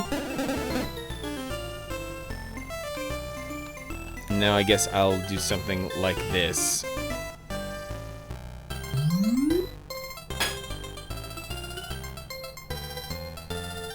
I don't understand the rules. I'm just messing around at this point. This might as well be just chatting now. Okay, so that point, and then like that. Sure.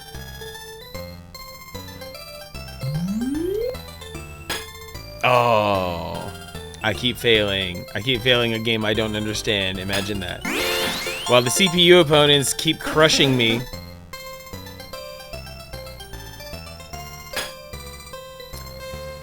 It's Japanese version of croquet, made for younger people because it's fast-paced. All Japan had a rubber shortage. Oh. Let's see what this business guy is who's biting a keyboard.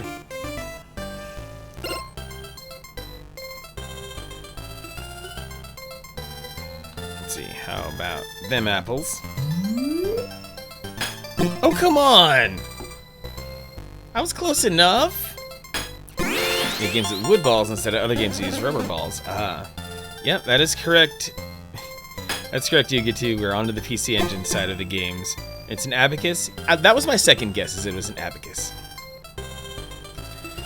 Applesauce. Yeah, Goodwill Hunting 2. Hunting season. Now this guy is going to be the real winner here. Aww.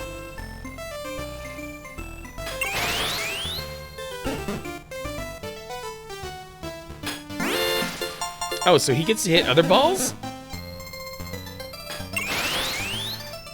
Love those crowd noises. Ba-dink!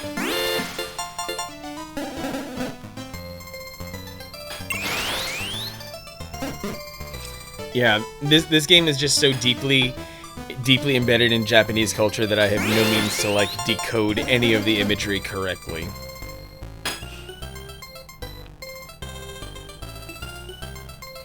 All right, old man.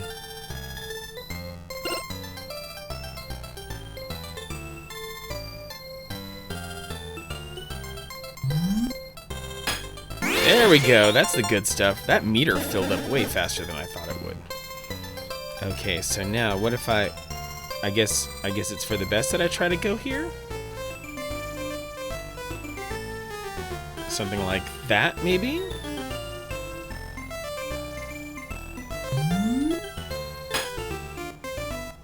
Oh, overshot. These dudes are stacked with balls. Hmm?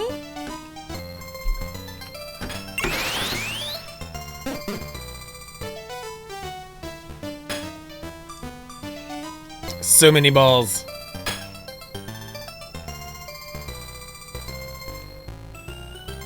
It's an entire game of bonking.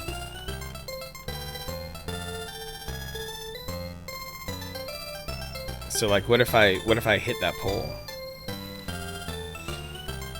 I'm quite okay with not having an idea of what's going on here. Bonk.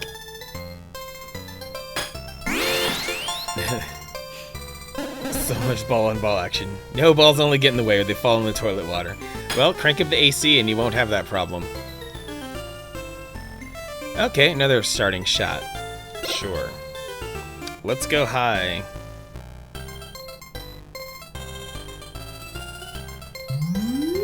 Uh-oh. Alright, still made it through. And now I get to shoot again, apparently.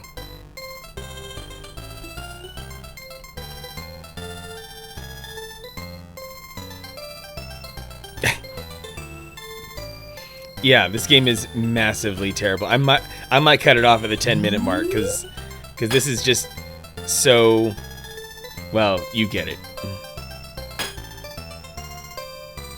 Because like after clearing the first part, I have no idea what's next, and yeah, abacus. Like why be dressed in a business suit and then be mad at an abacus? That just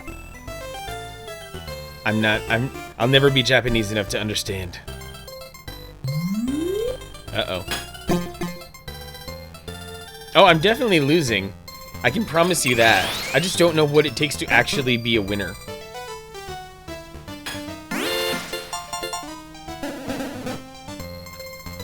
Manic always wins in my heart. Thank you, Gravebook. Gravebook for Mod of the Year.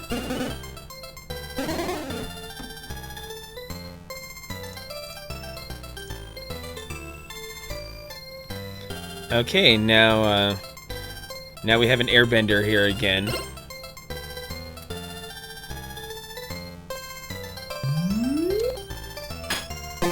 Ah.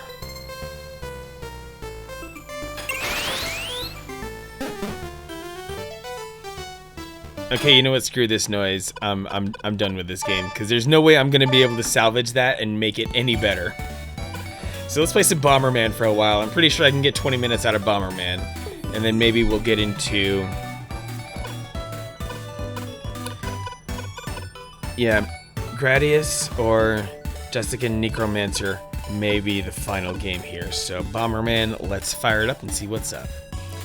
Phoenix Zombie, I can say I've been to Japan, had zero idea what anyone was saying, but I went there. Google Translate plus Maps saved my butt that entire trip, even if once Maps led me to a knife store instead of the address to Super Potato. Oh yeah, Banky, this controller is delightfully perfect. I've never had an original, but this controller feels fantastic. All the buttons do. It doesn't feel cheap. It feels super solid. It feels like I can do exactly everything I want to do with it. Plus, it's got turbo switches, so that's everything worth loving right there.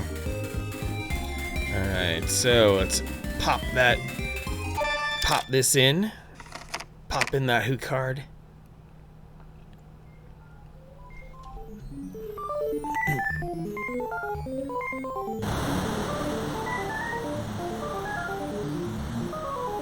This music is weird.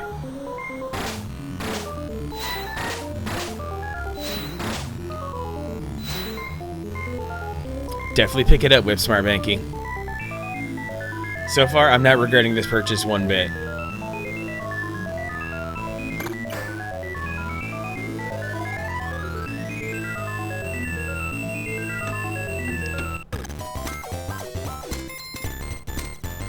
Same music from Bomberman on the Genesis. It stands to reason they would have recycled some of these things. This is Genesis Bomberman. Was it called Bomberman 94 on the Genesis?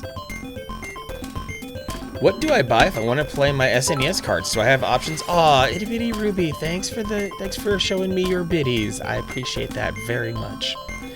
Oh yeah, post-stream stuff, Jack Attack. Like, I never look forward to it, but I'm always happy to do the like 30 or 40 minutes of post-stream cleanup stuff, all the reconciliation. So Cabal, you have SNES cards, dollar for dollar, pound for pound. I still recommend getting yourself a Super Nintendo. Still one of the best ways of playing your Super Nintendo cards. Also, if you are if you're feeling rather spendy and you're okay with and you want something like an HDMI option, there is a special product from the nice folks at Analog called the Analog Super NT thing. You know, I'm not gonna exaggerate here. It's gonna actually, is it still even in stock? I don't know if it's in stock anymore. Let me go make sure I look at their store. I don't want to like get your hopes up or anything. Oh, it's sold out. Sorry. Yeah, there's really nothing like real hardware for playing the Super Nintendo, unfortunately.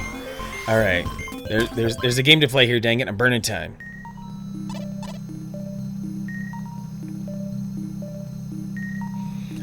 Yeah, Gravebook, when it comes to your laptop, we're gonna get you a fresh reinstall of Windows. So I will happily make sure that your data is backed up. I have the tools for that. Definitely, your data is not going anywhere. But a fresh reinstall of Windows is certainly in order to make sure that everything is replaced, because your hard drive is getting replaced as well. So you might as well start fresh instead of cloning over everything that's currently there. Best to start with a clean slate to make sure you're going to get the best possible performance and stability that you want. Because especially if there's some current configuration that's bad, you don't want to clone over the stuff that's going to be to your detriment. There are no, believe it or not, there are no HDMI mods for the Super Nintendo. There are, however, awesome converter devices that will make sure that the Super Nintendo video output is as perfect as possible.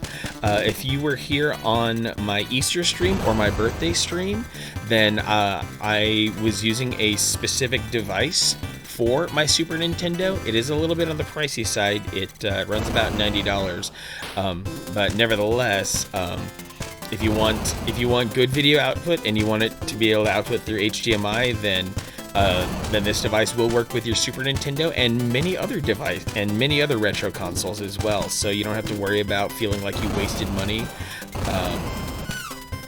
Oh, I have a kangaroo. All right. I did not know kangaroos were a thing. There we go. Yeah, HD Retrovision component cables. If the Super Nintendo is going to be your only thing, then getting in on the HD Retrovision component cables. They're about $65.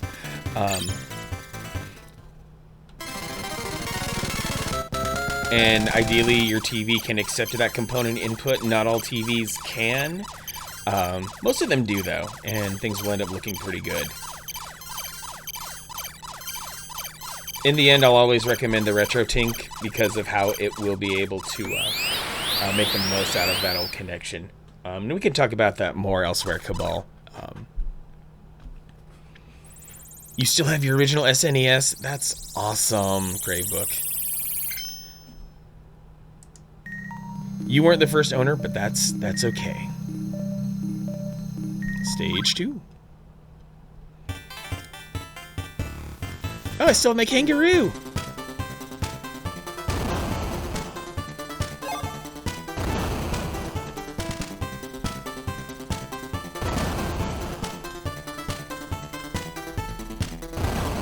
Twofer, yes!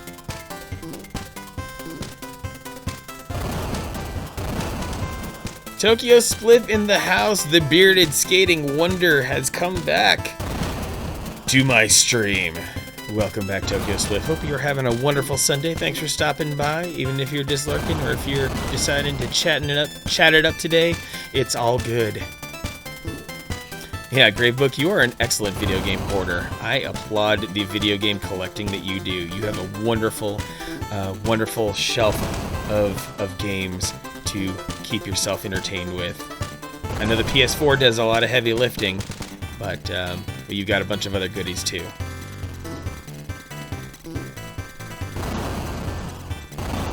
You went for the RGB modded SNES Junior? Heck yeah.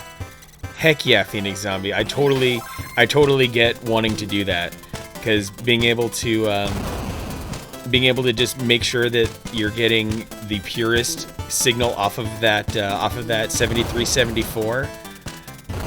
Nothing like it. Really, nothing like it. Oh, come on. There we go. Exploded that snail in the ass. Yeah, Gravebook, I would love to see your other old consoles. Whip Smart Banky, launch SNES GPU died, then got a Model 2. Didn't have S video, so there's that. Yeah, that's what Phoenix Zombie was talking about, actually, Whip Smart Banky. And if you are inclined for a little bit of soldering, and you're willing to solder just like 5 wires, then you too can have some of that splendid goodness from your Model 2 Super Nintendo. Shuma, still have your SNES, whether it still works. Honestly, the Super Nintendos are really resilient consoles. I venture to guess that yours still works just fine. Definitely plug it in and find out, because yeah, Super Nintendos are a lot of fun. Same with the NES. Aside from the 72-pin connector on front loaders, the NES is some super solid hardware as well. Yeah, Nintendo in general, super sturdy consoles. The only times where I kind of started worrying about Nintendo consoles being kind of fragile was with the Wii and a little bit with the Wii U. I'm just skittish about slot loading disk drives in general. Glad to have you here, Shuma. Hope you're doing well. Shuma's definitely part of the awesome gang of folks who I've met by hanging out in the streams of people like Nina Lee, Bad Rap, Sample, Mythalia, Phoenix Pearl, all those other sweethearts out there in streamer land.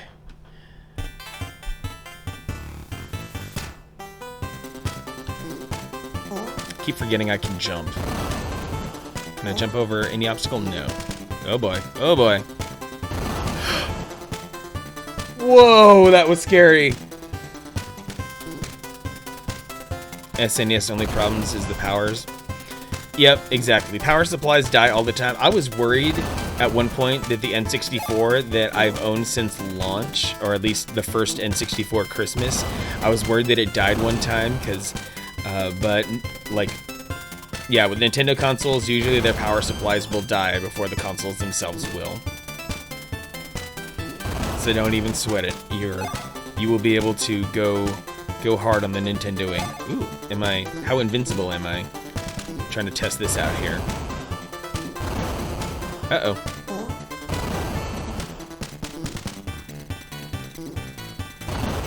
Uh-oh. Woo! Okay. That was invigorating. Using my kangaroo for good. You know how many reputable places that fix Nintendos and Super Nintendos if needed? Let's see. That's probably something somewhat regional. And yeah, Cabal, you are correct. The Nintendo 64 power brick slotted into the body of the console itself. It was kind of crazy that way. But when it comes to, there are some internet-based retro console repair people out there. They're usually like small one-man operations, but if you need to fix NES and SNES, there's one who I keep tabs on, a couple of them actually, on Twitter. iFix Retro and Dragon's Horde Gaming. I'll pull up their links in just a minute here. So if you're willing to send away your console. Otherwise, if you have any retro game stores in your area, Shuma, a couple of those retro game shops might have repair services as well. So don't count them out either.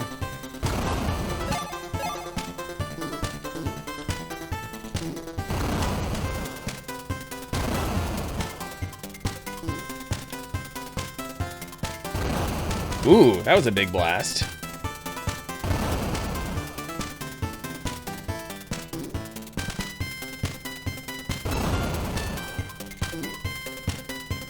That's what she said. Oh yeah.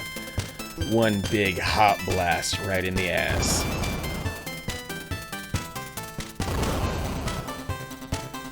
Hey you! Indeed, Banky, indeed. I think I just blew up a power up there. Oh, I walked right into my own blast. Ever played Clock Tower? I've not played Clock Tower. I'm not much for horror games, but I am aware of the greatness of Clock Tower and what it contributed to horror gaming as a whole. Like it was, I don't know, like maybe Clock Tower was kind of could be considered kind of a predecessor to Silent Hill and stuff like that. Quit tempting you with a good time. By going full backside cream pie Gravebook. Is that Phoenix Zombie? Love Clock Tower. If you enjoy point and click games, then maybe at least half like it. Good to know.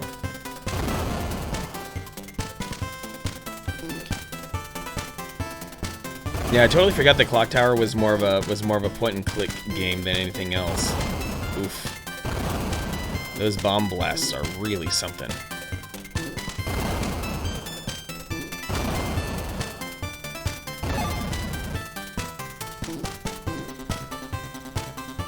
Oh!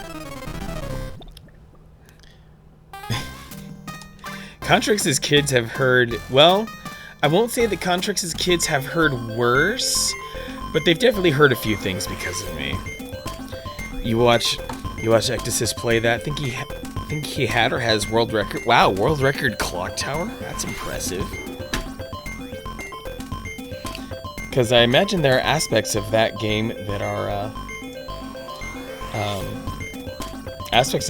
are pretty time prohibitive.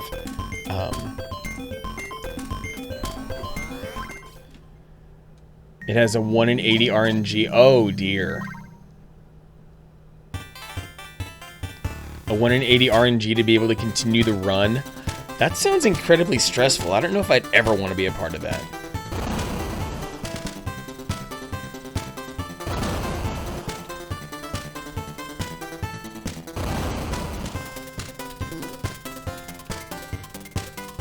Oh, I was hoping to get a twofer there.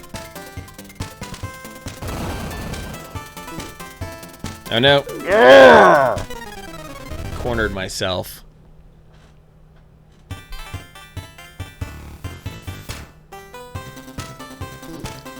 USA never got the first Clock Tower, which was on the Super Nintendo, yet we got the sequel, which makes reference to the previous game, which is really confusing the first time. So I didn't know that. Wow.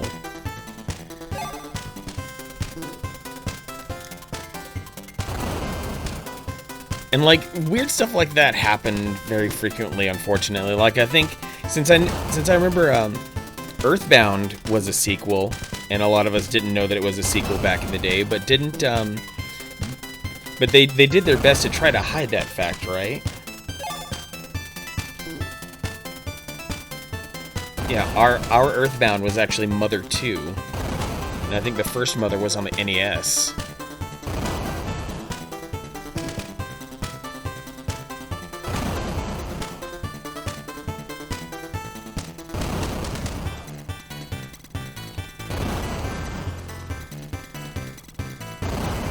Ooh, my bombs are big now.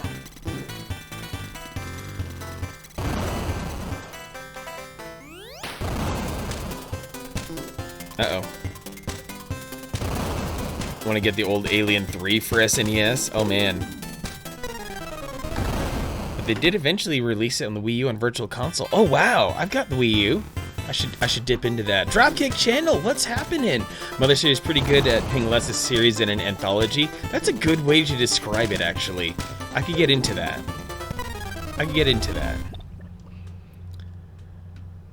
Dropkick Channel, the Pro DJ channel is a pro click.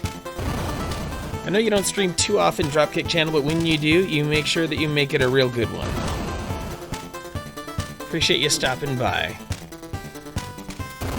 You're one of my many, many delightful friends and acquaintances from the great state of Minnesota. Don't know how it is that Minnesota found a way to creep into my life so profusely, but it is what it is.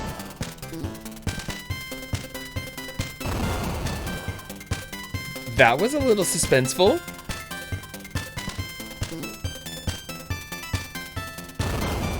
But yeah, Gygus is in Mother 1 in some form. Ah. What was so good about that Alien 3 game, Tokyo Spliff? Do you just have fond memories with it? Like you owned it and it was just super good for you? You had a lot of fun with it?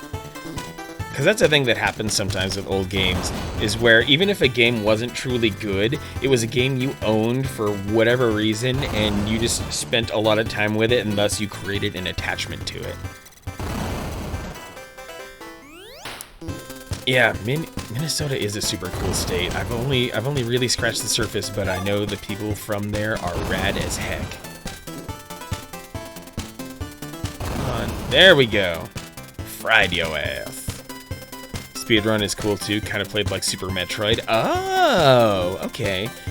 Didn't know Alien 3 was set up like Super Metroid. Sometimes licensed games would try stuff like that, and you would end up with, effectively clones of other games, but in licensed form. Kind of like how that Goof Troop game on the Super Nintendo was straight up a Zelda Lite. Like it was Zelda without the combat, but with all the puzzles. It was a really neat game. There are people who speedrun it too. Bunny! Bunny burnt to a crisp. Ooh, an egg. Oh. Orb Robot, you're gonna die. Confession time, I've only played 5 minutes of Super Metroid. Me too. But you didn't hear that from me. There's another game like it that you're gonna go nuts trying to remember. Oh, another Super Metroid clone from back in the day.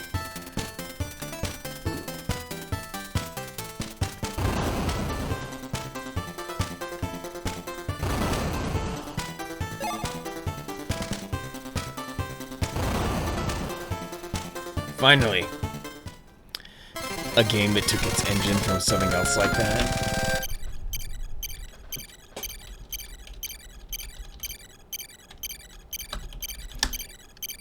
Remember what company? Yeah, any little details, because surely there were a lot of games that were very much like it. Yeah, if you can dig it up, that would be some super cool knowledge.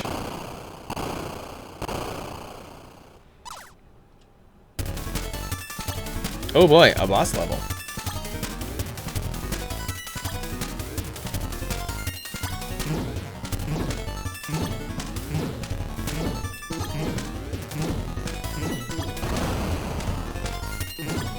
Oh! Lost my kangaroo.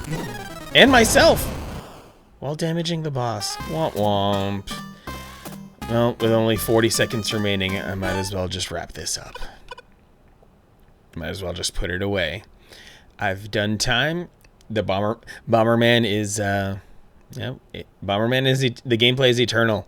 You can pretty up the graphics all you want, but it is a timeless kind of game. So let's get the timer back. And okay, this is a duplicate. I'm gonna skip over Dungeon Explorer, but I'm definitely gonna play Fantasy Zone. I hear this is one of the special games here where when you hold select and then press run to start it, that that it's got a special alternate mode too. And my phone blew up like crazy, so I'm just clearing some notifications and checking to make sure there aren't any emergencies here or anything like that. But also getting some pictures from my dad. Sister and I sent my dad because, well, first and foremost, Dad is immunocompromised, so I couldn't go see him today. It's just for the best that we stay distant here, but we tapped the great edible arrangement to send him a big plate of cookies because my dad's been a cookie fiend for basically his entire life. And well, maybe I'll at least flash this on screen real quick and display my cell phone real quick. Of all things, that's the cookie spread that we got for Dad. We just got the text message with all the pictures of it, so that's just a little personal moment there.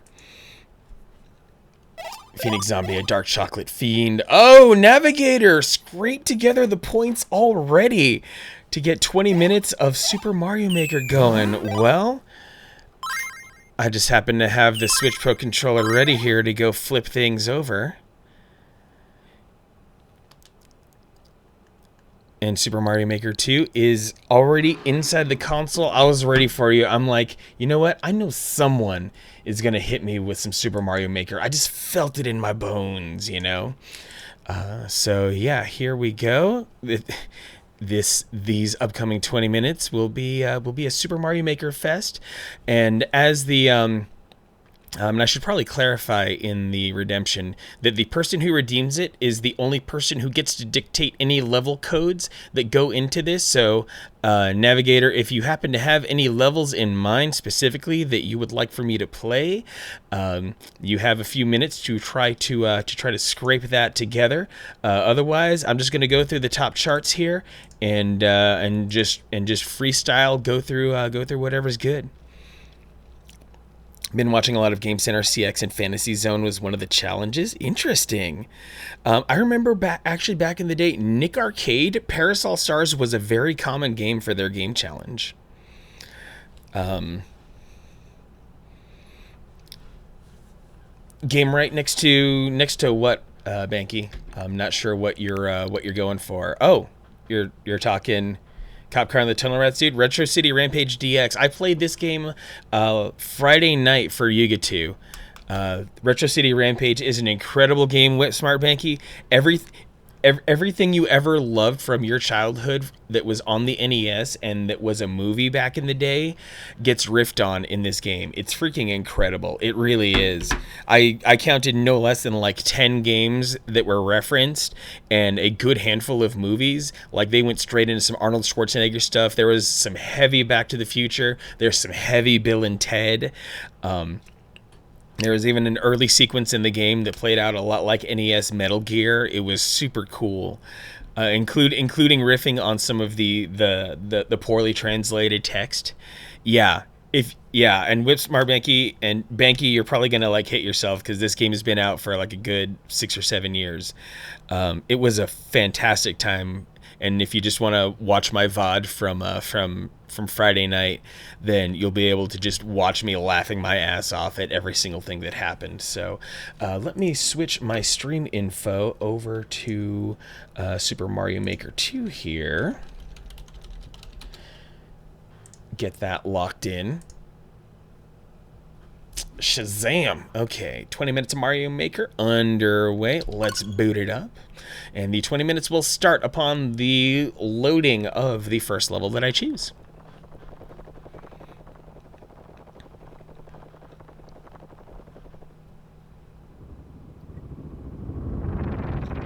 And I love these random intros every time.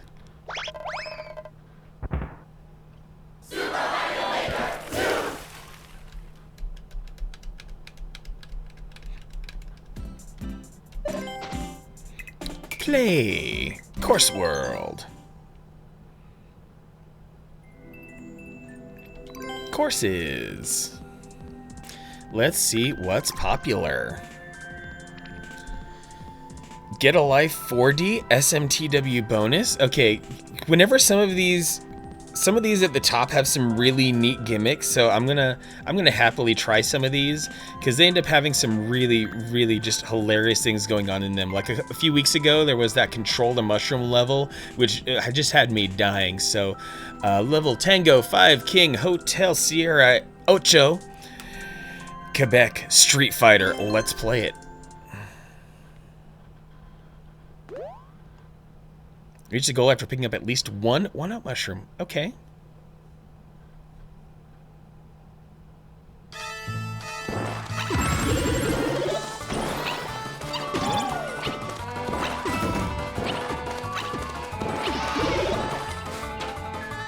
I think I picked one up by virtue of that,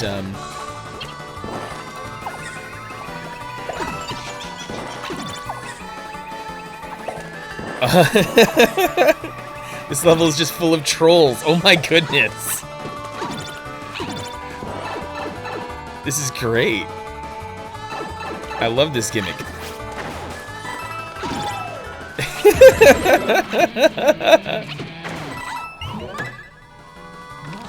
It's just a bunch of teases here.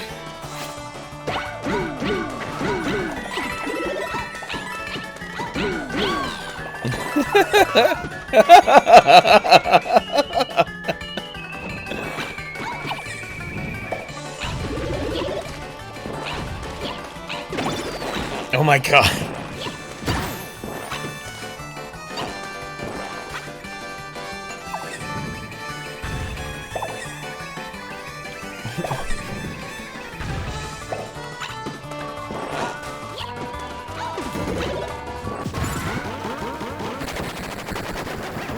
What the hell?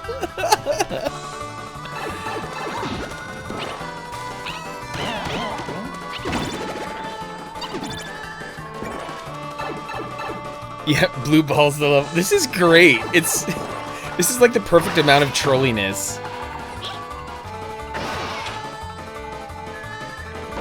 Like the entire level is just troll after troll and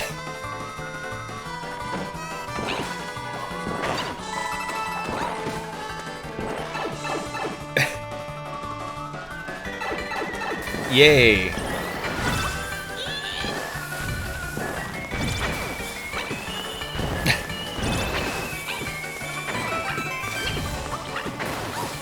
Okay, a coin 1-up doesn't count.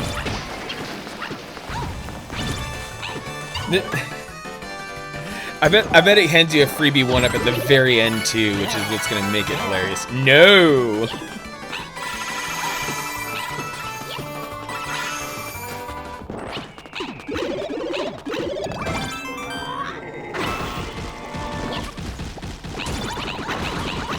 What the? Do I just have to wait this out?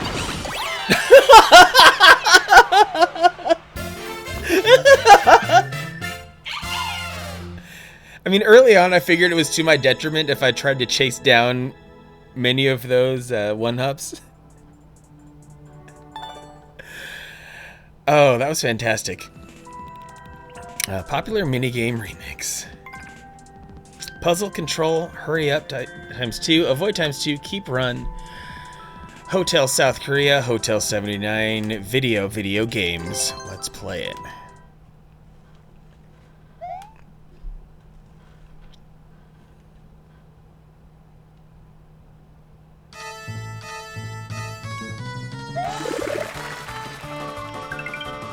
Sure, an extra life, why not? Oh, I love these puzzles! Oh, I still need to get the key.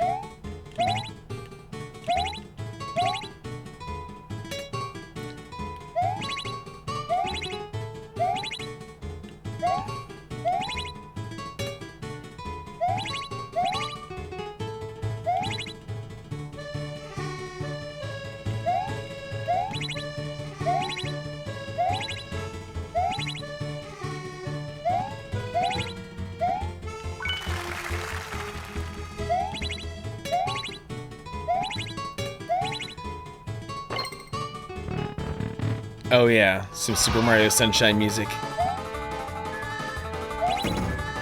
And some slider. Control! Hmm?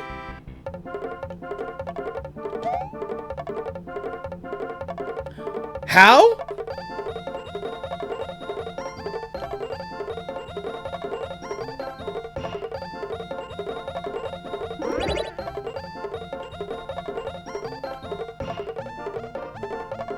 I'm controlling Monty Mole somehow.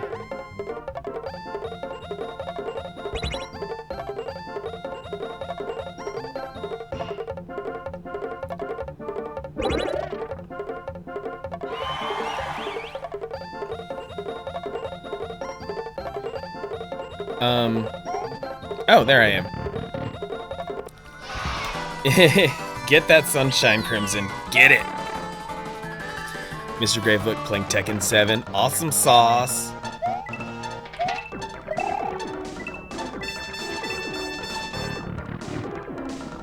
Oh, some more excellent music.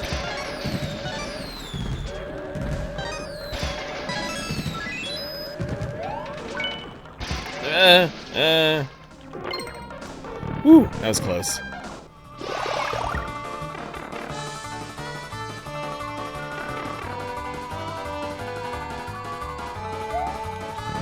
Avoid. Okay.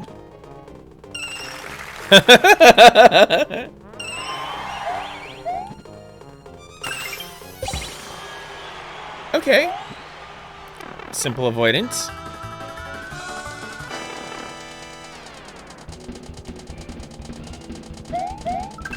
Oh, more avoidance. Got it.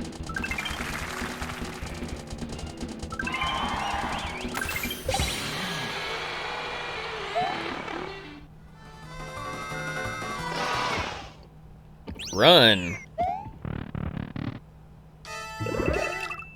Oh, I see what they did there. I see what they did there. I slowed myself down a little too much. Nice, easy way to end the level, technically. As long as you do exactly what it tells you.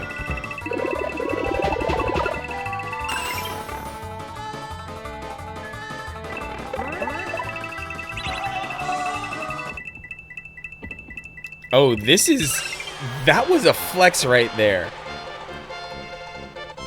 Because there are a lot of those swirling ghost hold Y segments out there in Super Mario Maker 2 world, but against a conveyor belt? Have I ever tried Hatsune Miku? I have not. I'm aware of them, but just haven't played them. They look fun. They look pretty neat. So maybe I'll try them at some point. Let me go find myself a good old-fashioned 20-second speed run.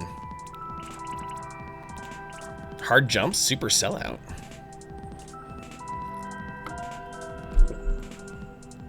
Sure. Short and sweet speedrun. Some extreme difficult jumps for experts. A super sellout level.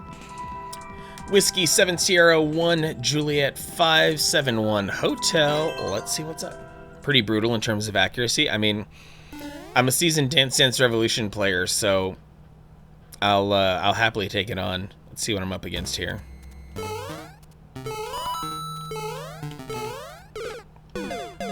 Not a lot of room for error. Have to play on easy. See, I should probably keep a finger on.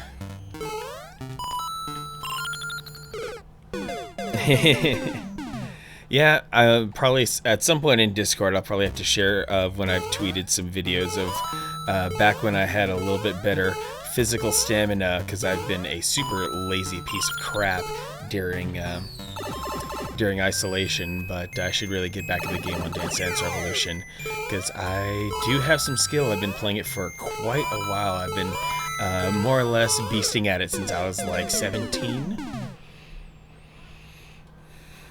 I know. Now see, this is the problem.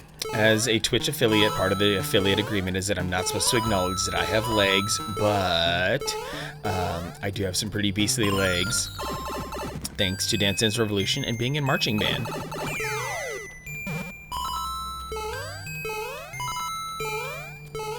Okay, waiting for some of the truly difficult jumps here. Yeah, Tokyo Spliff, I will shred some DDR. Put more time into Beat Saber. Ooh, Beat Saber looks like good cardio fun. I watch Kung Fu Fruit Cup. She plays a lot of Beat Saber on her streams. Like set up a whole green screen room to get in on that. Let's see here.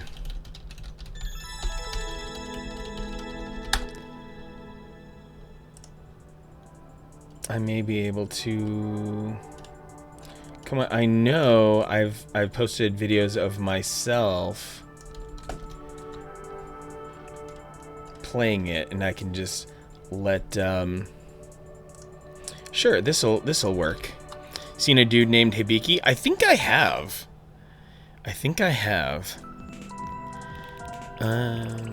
Speedrun at night, 20 seconds. Let's do it.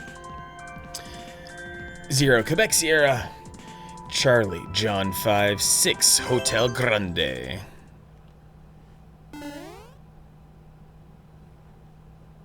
"20 seconds of speedrun. How bad could it be?"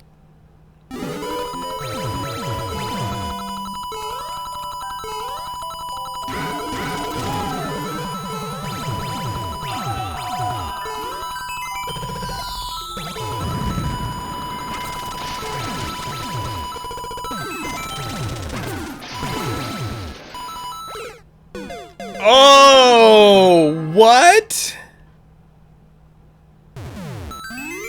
What?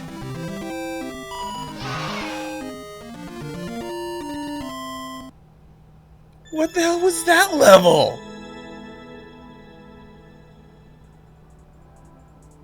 That is...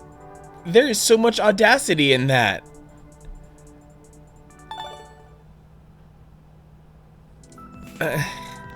I guess I technically completed it. Mario USA Poison Swamp Speed Run 4 Desert Vista Romeo X-Ray Whiskey 0 Final Fantasy.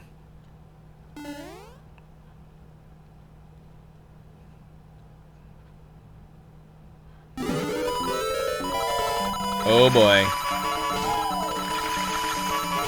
Exploiting some Super Mario USA physics. Love it. Love it.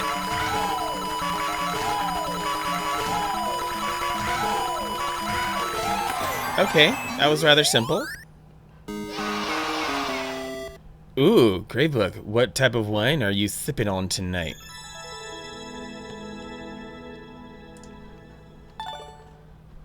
He says, "Ow! What's up, Burry? How you doing today?" Good to see you here, Burry. Hope you are doing well.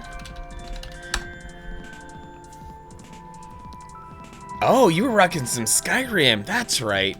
Yeah, cause you got into Raid Zeki's first stream today. Yoshtroid Prime. Oh. Search the castle. Upgrade your Yoshi. Fight fire with fire. Course ID Quebec Victor 6 Sierra X-Ray Victor 6 Quebec Foxtrot. Pinot. Yeah. I think I'm gonna knock down a beer at the end of stream. Oh, that was a bad idea.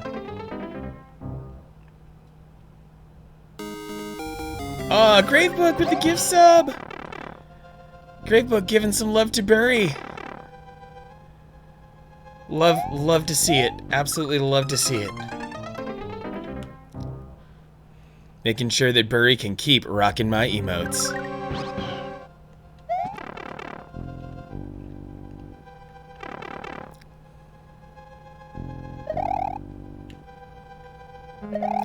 Okay, this is a level where I need to express a little bit of patience. Okay, can't go there.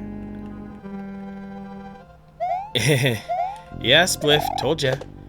I got feats. I might be a big fella, but I can move. Promise you that. Huh?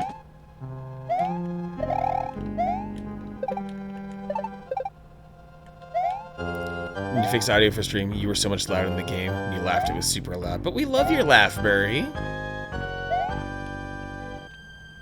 We want you to laugh more. And if it's super loud and blown out, then that's okay.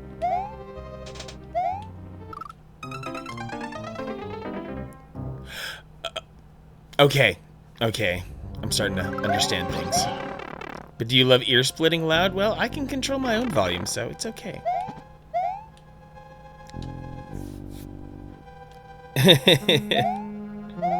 More laughs. Yes, more Burry laughs. More Burry laughs, more Zeke laughs, more all that stuff.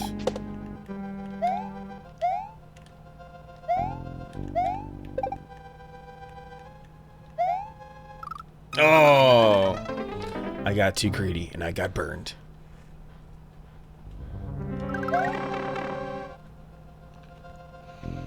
Making your game louder, that's an easy fix. Yeah, that's one of the hardest things, is something that I agonize over every now and then, especially in the earlier days of my stream where I just took a million test recordings to make sure that I was sounding as good as I wanted to and that I was balanced against the game, and then just having to learn how to keep things balanced.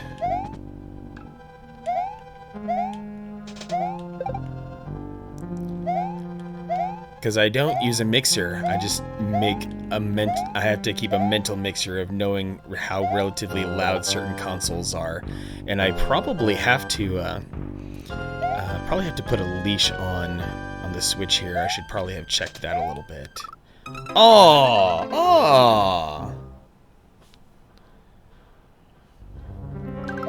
Seriously, this level's super neat, and I'm gonna ride this one to the very end. Unless... Does it still take me to the same place? Okay, it does. Death! At least I somewhat assume that I'm supposed to take these Goombrats and use them to bonk out the Goombas that are over there. Killing people in Skyrim was fun. Awesome. Good to see more Skyrim players out there, I think. I think it's a good thing for everyone. Keep the Skyrim alive, especially if you got a fun set of mods for your Skyrim, then that's just even better.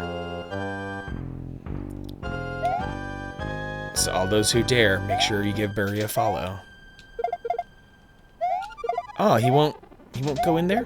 Come on, you dumb Goombrat.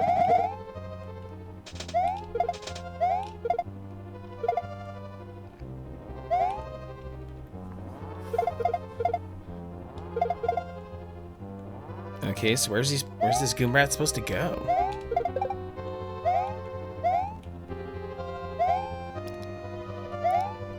Is the Goombrat made for killing those dudes? Is there a secret trigger that comes after, Oh no! I threw him away!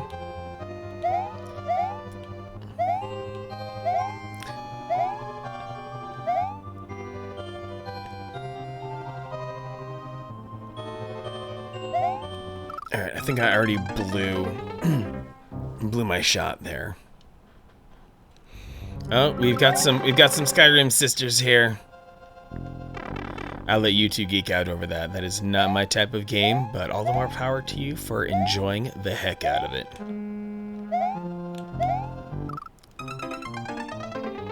Okay, you know what? Maybe in the interest of making the most out of these 20 minutes, I go to a different level and just have fun. Plop, plop. Team Jump. Watch out for plopping snowballs. Yeah, I'll go do another speed run. Poggers, Yoshi, Golf, 3 Game Boy, 5 Motherfucker.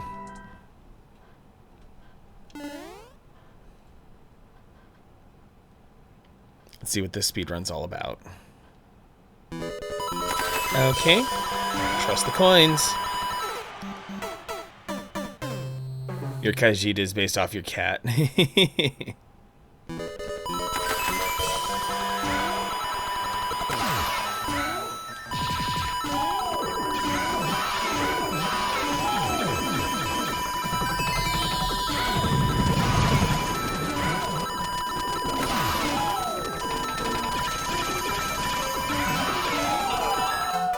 Ooh, that level almost got me a couple times.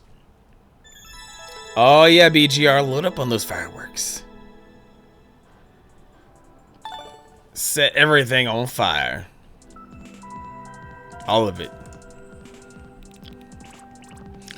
I don't like these refreshing levels. I don't know why people are in on them so much. Ooh,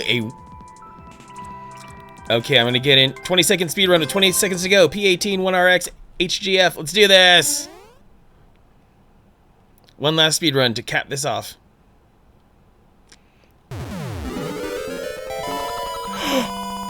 Badass!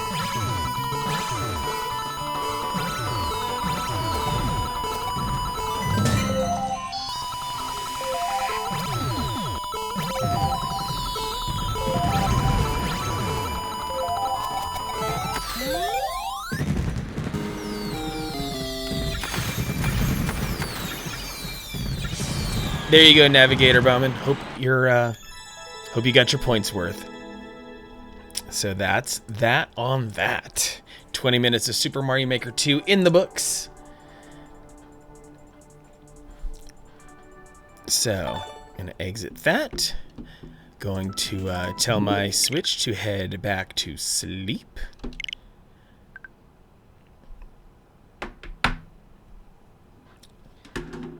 And let's get back to the TurboGrafx-16. Yeah, I have Friday the 3rd off as well, and I cannot wait. Burry, you want to abuse me in Super Mario Maker 2? Sure, why not? Why not? Everyone else loves seeing me writhing in pain at these levels. These levels can be pretty complicated to rock, though. Yeah, it really would. Hey, I thought I told you to sleep.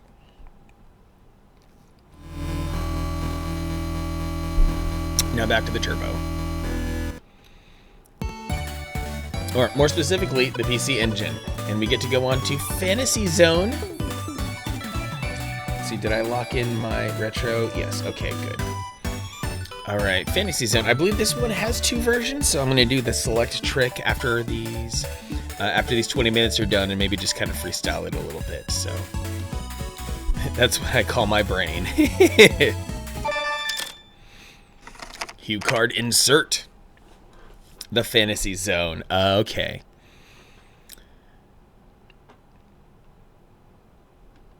It kind of feels like cheating to stuff a couple Sega games on this. Pla leaf.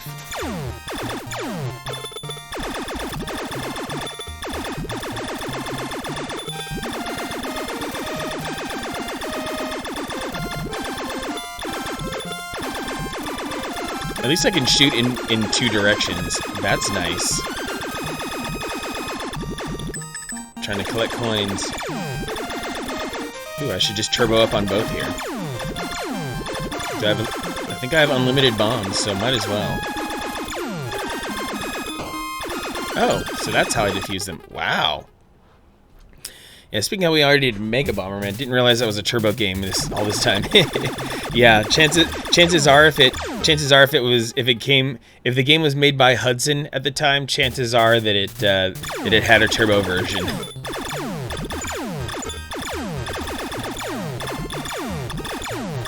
Face glomp on Burry. Don't we all? Sometimes the first P of the morning I shoot in 2 directions too. Well, Banky, that means you should do a better cleanup job the night before. I know you're not short on tissues based on that picture you posted on Twitter.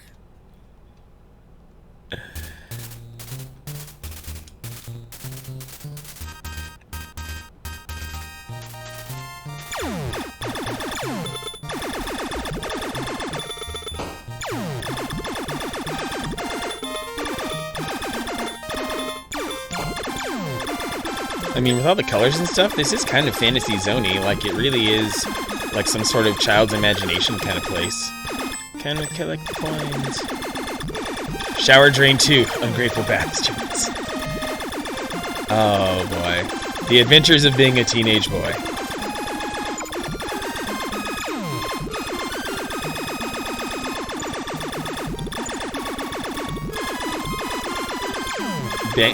I'm sorry to hear, Banky, that your crusty children forgot you.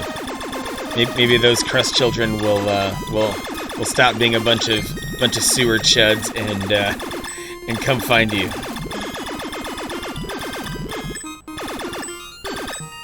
Almost dying a lot here. Lots of just fine D-pad control going on here. Oh! Wait, weapon, shot, bomb. Wait a second. Whoa! Straight up bullet hell. Yikes!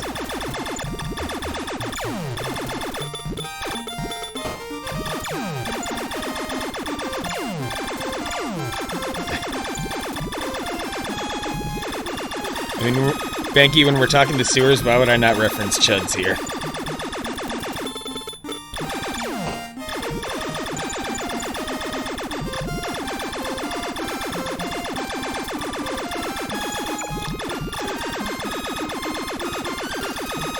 Banky and your chud babies that look like someone left a Masters of the Universe figurine in the microwave.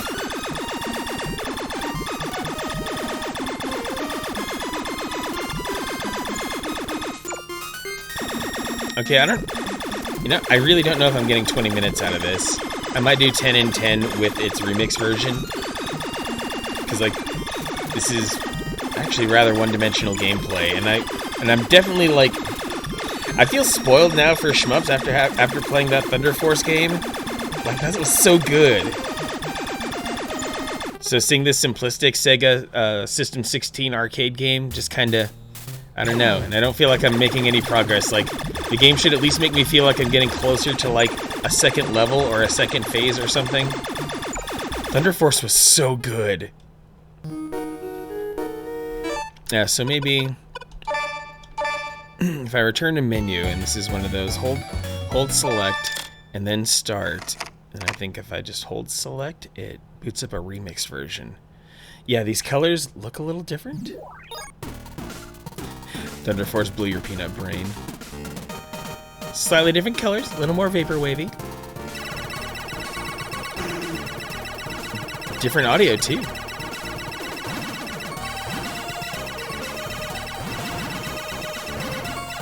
I like this music.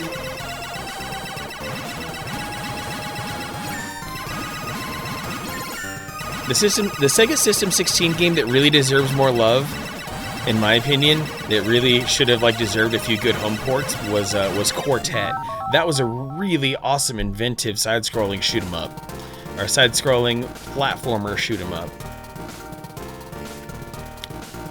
But yeah, Fantasy Zone. Yeah, Fantasy Zone was everywhere. Not all Sega System 16 games got the love they deserved.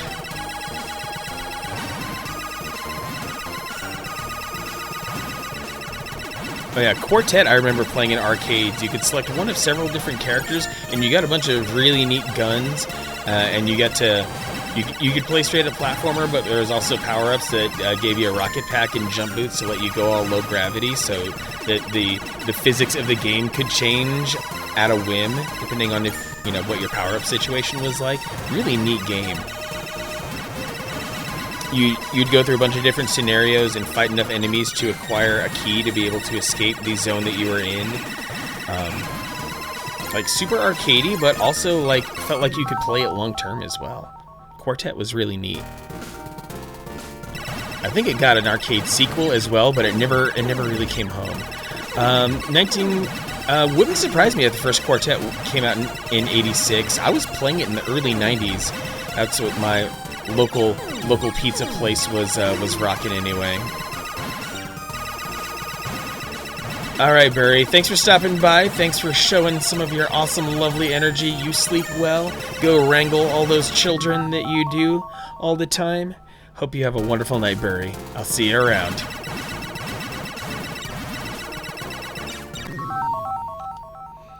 At the very least, Burry, whenever Bad Rap streams next, I'll see you there. That's a guarantee. A Bad Rap sample stream is basically the Burry and Rap show. A Burry Rap Ziki show. They really feed off each other's energy perfectly, and it's magical to see.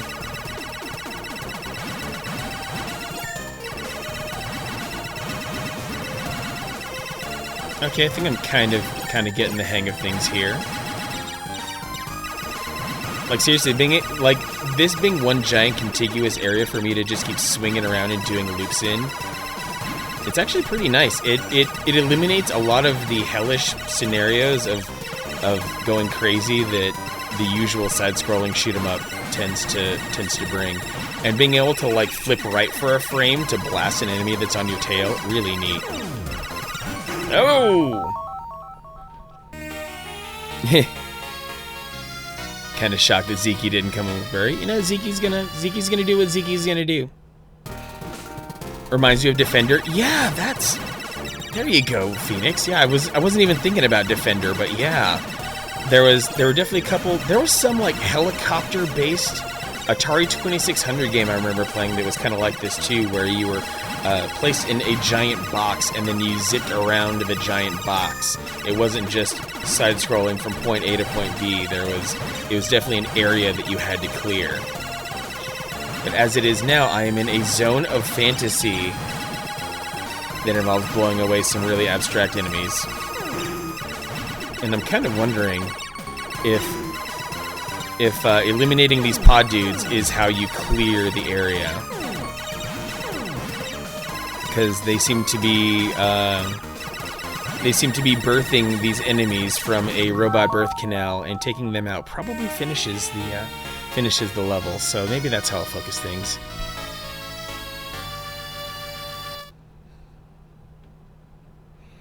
Yep, been trying to hit him with bombs. 3 bombs usually takes him out pretty well.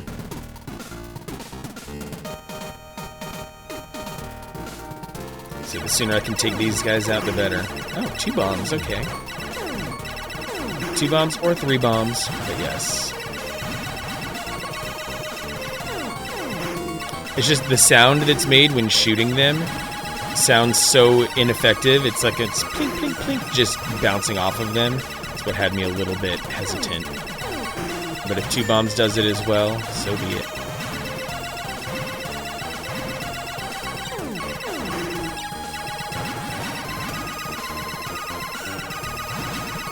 And does the zone like wrap around? I guess it kind of feels like it wraps around. It gives you movement, flexibility, and options for sure. Squares are going gray when I kill them, so I'm getting somewhere. Oh, I didn't even notice what those squares at the bottom were actually doing for me. Imagine being that pilot.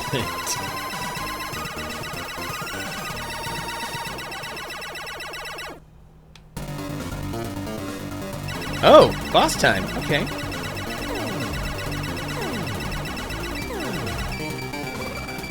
Oh, it's vomiting leaves at me.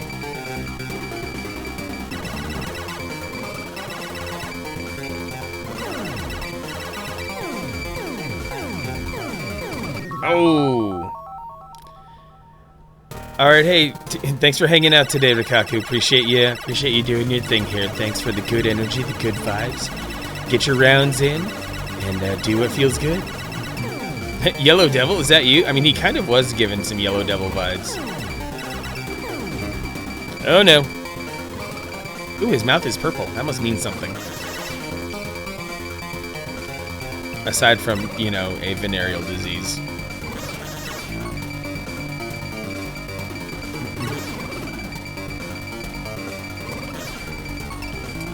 I mean, this is basically the first boss from Kirby. Whee! Okay, now this game is making a lot more sense. Ooh, coins, coins, coins. Gimme, gimme, gimme. The ship has little feet! It's got little feet!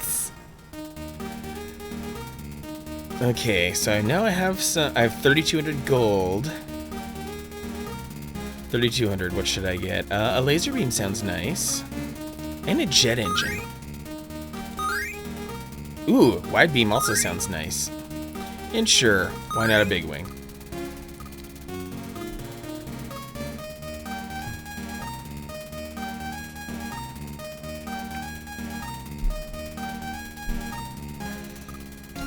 Okay. Now let's see what these upgrades are all about. Ooh! Part select. Wide beam or laser beam? You know what? I'm in for the laser beam. And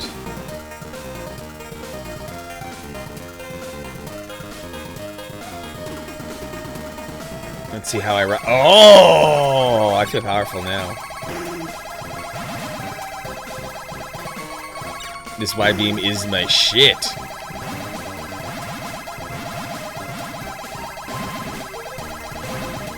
This beam is thick like me.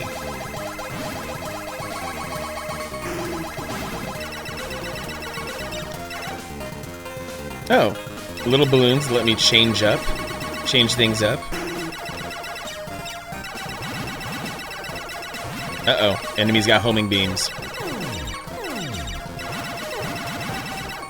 Oh, shooting out toenail clippings. And now you see the appeal of the game, Banky. Yeah, definitely. It was really off-putting at first, but now I'm getting the groove. There's way more depth to this game than it originally seemed. I'm like, okay, we got an arena, basically an arena shmup with some cutesy graphics, but oh no, there's some dimensions to this.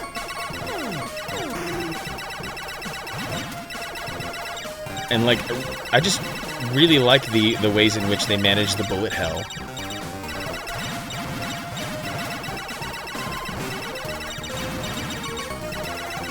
Yeah, I actually feel like I have a fighting chance at avoiding things when things get hectic on screen. Ooh. The Bobby Bible Belt. Hello, how you doing? Thanks for coming in, Bobby. Hope all is well. Happy Sunday to you. Welcome to the stream. Just enjoying ourselves some of the TurboGrafx-16 Mini here and some of the splendor that's on it. There are two sides to the TurboGrafx-16 Mini. One side is TurboGrafx, which is United States versions of the games. But now I'm in this journey of playing through every game 20 minutes at a time in alphabetical order. We are now flipped over to the PC Engine side of things. Bobby?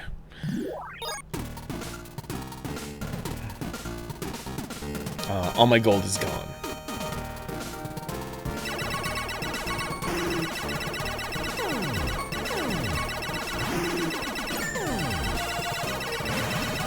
Just managing the chaos here in Fantasy Zone, a classic Sega System 16 arcade game that got a port to, that for whatever weird reason got a port to the PC Engine, which is really puzzling given how Sega already had their Master System out at the time, and Sega was in the midst of developing the Genesis while the TurboGrafx-16 had been released. So really interesting to see Sega games. Also, Space Harrier is on this, but just really interesting seeing Sega games here on the TurboGrafx-16, and already I got the shot balloon. I want more wide beam, and I want more jet engine, and I'll stick with that. I sell Bobby and Bobby accessories. Yeah, it matches up with big booty bitches. B3, B cubed. Playing in alphabetical order, get around to Choaniki. Not yet. Choaniki comes later. Choaniki would be here on the PC Engine side of things, so Choaniki will happen eventually, and I cannot wait for the reactions on that. Navigator randomly made a Twitter trip, and bruh. Hey, thanks for the follow, Bobby. Appreciate it very much. Welcome to Subcon, where you get to live the dream. Yeah, Choaniki is a treat. As soon as I learned about that game back in the day, I'm like, oh man, that's gonna be the perfect, like, prank game. Mixer's on the chop. Whoa! Mixer on the chopping block? Like, I knew Mixer was bleeding a little bit, but I didn't know that it was, like, straight up in full-on disaster mode. Oh my goodness. Oh, that is gonna cause a huge ripple effect, because I know there are a lot of really awesome people on, a lot of awesome streamers on Mixer, and just some really, really awesome communities that I hope can find some way to survive in the future. Holy crap.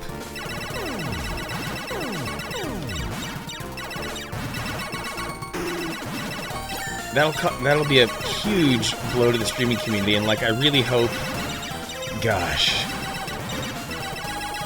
I just think of, like, when I think of streaming platforms, it's, you know, it's here, it's YouTube, it's Mixer, and dare I say, the Book of Faces.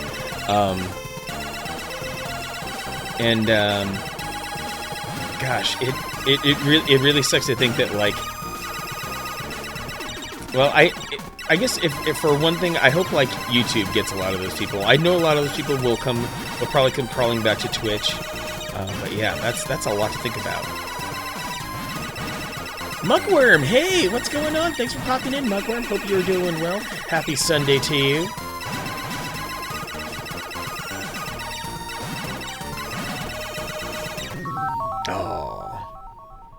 So people are canceling their streams until something is done or straight moving to Twitch. Whoa! Sexual predator accusations. Apparently one of their managers committed some racist stuff. Wow! Wow, Mixer. Ooh, that kind of user rebellion could definitely take a place out for sure.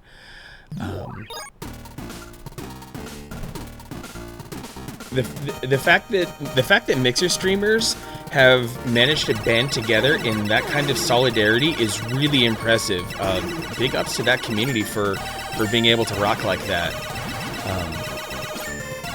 No shot balloon. I'm okay for now. Fabby just got popped. Whoa, that's heavy.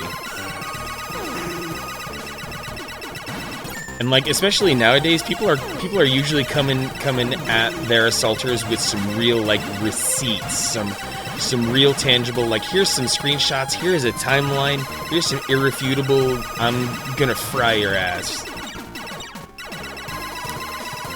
Yeah, I've definitely seen quite a few things that have happened on Twitch where Twitch management and some of the people they put in charge are not so nice people. So hopefully, and I mean, it's really cool that Mixer streamers are forcing Mixer are forcing Mixer's hand on this. Because yeah, you're definitely right.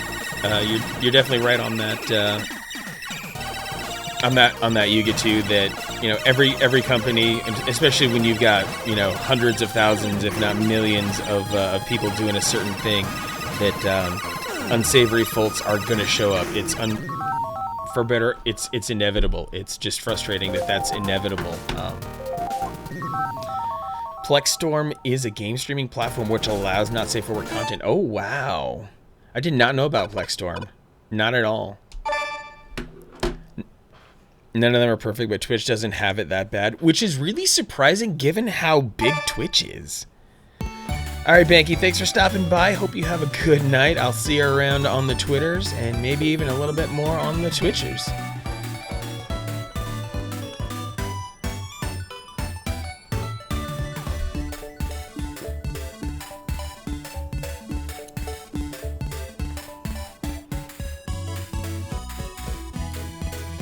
I mean, at the same time, I'm glad that there is a platform that is open for more not safe for work kind of content as well.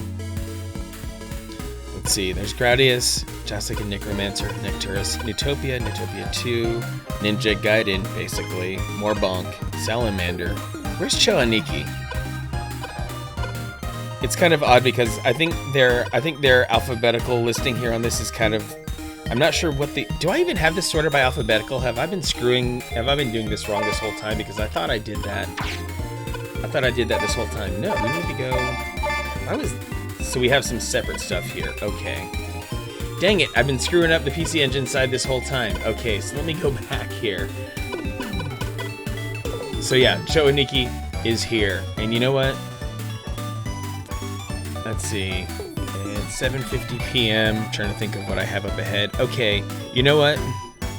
Yeah, I had it sorted by game format, which was really odd. I'm surprised it wasn't as alphabetized as well as it did. So yeah, that was totally on me that I did not have my PC Engine sorting correctly. 31 in Toronto? Good lord!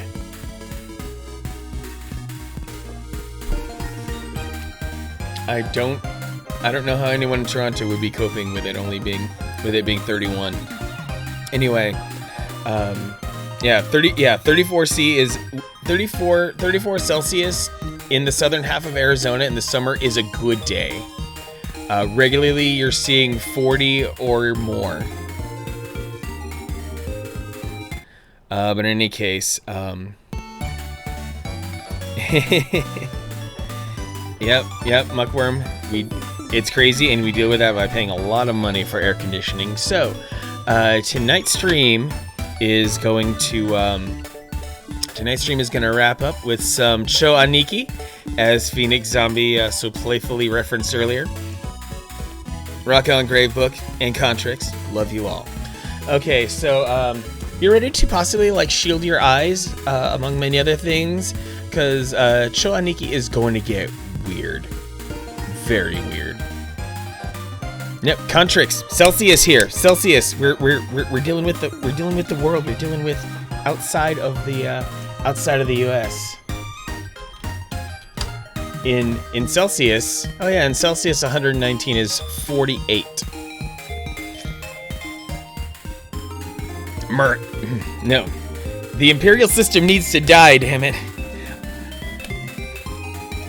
You drink 2-liter bottles of soda, Contrix. You know what metric is. You probably know metric better than you think you do.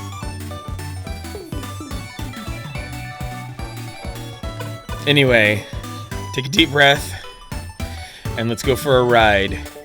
A long, hard ride into Cho Aniki.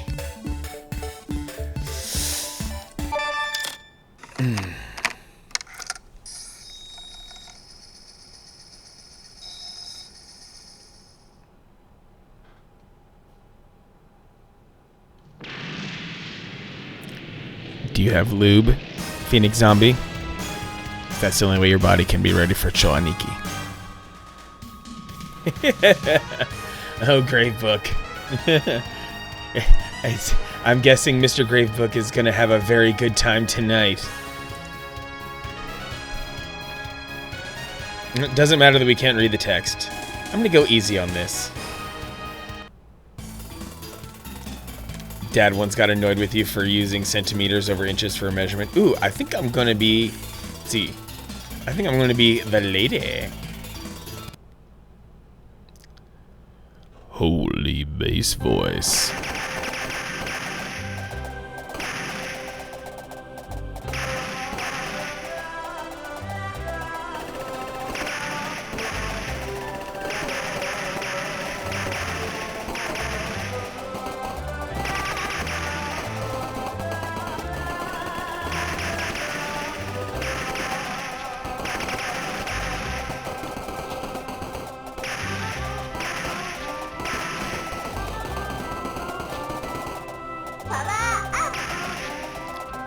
This tickles your pickle.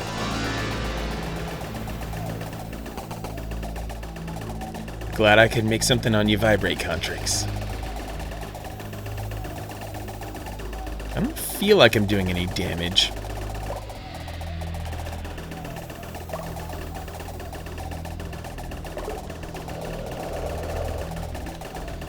I just have to assume that I'm doing damage, I guess. Like, isn't he supposed to flash? Oh my goodness, we have a raid from RL Richie. Rob and Alex, hello. Welcome, welcome, welcome, Rob and Alex and Raiders. Hope you are having a wonderful Sunday evening. I am currently having my senses currently stressed out by Cho Aniki here on the TurboGrafx-16 Mini, and having a good time, honestly. Oh, it looks like I'm finally making some headway. He's flashing a little bit as long as I hit the sweet spot right up there up top. How was your stream? What were you you guys were playing some Pokemon today, right? Just have to be patient. Oh, that's a face I'm blasting there.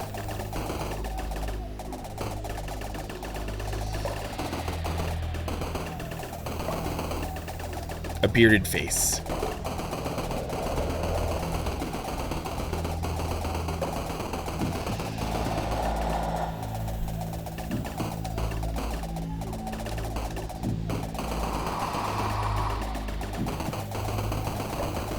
Wish I could be a bit more cordial to you, Rob, Alex, and Raiders, but yeah, I'm just trying to make the most of the 20 minutes that I'm giving to every game here on the TurboGrafx-16 Mini. Oh, there we go. Woo! You hit me with my own raid call. It's a manic panic. Love it. Love you guys. Yep, White 2, yep, did 3 movie readings together. That's good. And Muckworm, the back of your chair just fell off? Oh no, must be being blasted by the sheer weirdness of Choaniki here. So what are you making vibrate? Ooh, Contrix. Do you want more ASMR? Manic ASMR. Yeah, the timer RL Richie is that my format with all of my TurboGrafx-16 mini streams has been 20 minutes per game in alphabetical order until all possible games have been played. Over here on the PC Engine side of things is going to be much less. It's going to be maybe like, I don't know, half of the games at best, because the PC Engine version, PC Engine being the Japanese name of the TurboGrafx-16, PC Engine side of things has a lot of untranslated Japanese and duplicates of the United States games. Oh, hey, it's one of the naked dudes finally.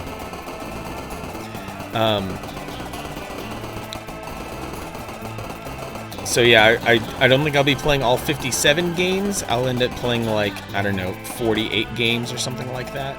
Seems about right. All right, bird person.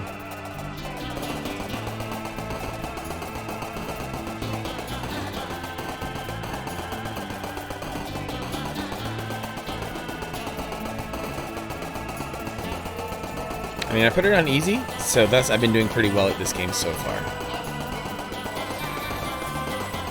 And yeah, there are a lot of games that, even if they are left untranslated, are still going to be fine to play, because they won't be text heavy, or they'll have just enough English that I'll be able to navigate around. Hey, Fartographer! Thanks for panicking in Manic.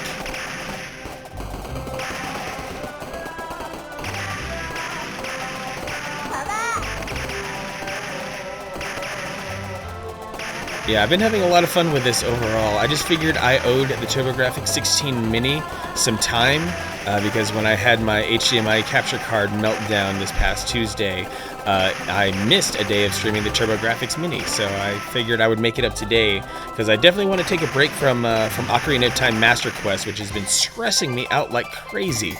Appreciate the lurk. Sing me eat wings. 5, 4, 3, 2, 1. Okay, I'm gonna be the dude this time around. Weird Bird Thing is your favorite grave book. Today on Manic ASMR, we're gonna be playing some N64 and eating nachos. The best stream yet with a cheesy twist. No, yeah, see, that's the thing, BJR. If I were to do some of my own personal ASMR, N64 would be a good candidate, but I will also eat the shit out of some wings. And Ruby, thank you for backing up Gravebook there about the wing part. I know you've had a very up close and personal demonstration of how me and wings go. It's vaguely sexual. Vaguely, yeah, because there's really no aspect of me that's genuinely sexual, so I make up for it, but just by having really good wing eating prowess. Don't ever rely upon me to do anything sexy, because that's just not what I do. If I'm ever sexy, it's completely by accident.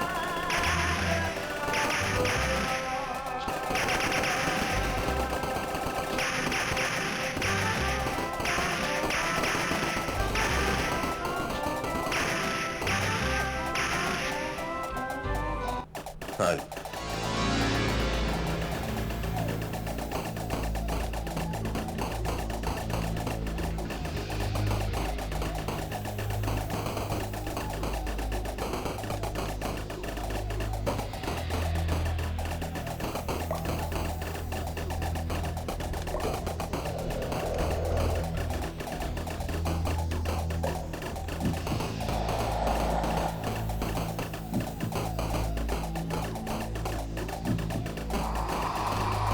Thanks to my spinning underwear friend here, I'm gonna defeat this boss faster than I did last time around.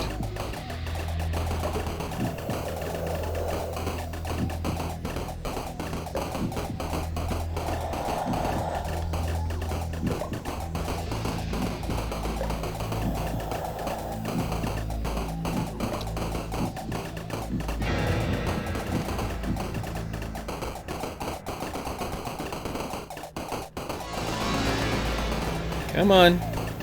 Be defeated already. You're overdue to die. There we go.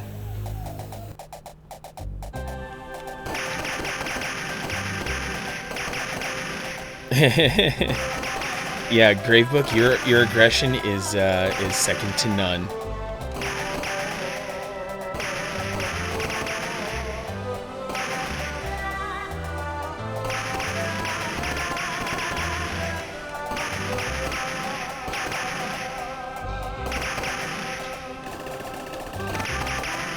And I love how that basic enemy explosion sound is just lifted straight from anime, cause why not?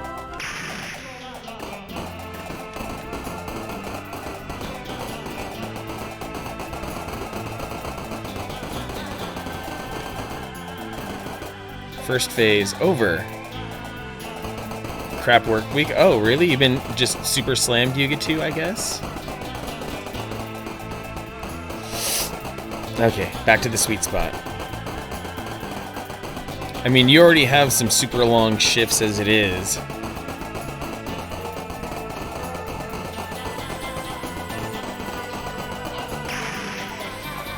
No. All right. Can I get any more dudes in underwear to join me in this odyssey? This music is weird as heck too.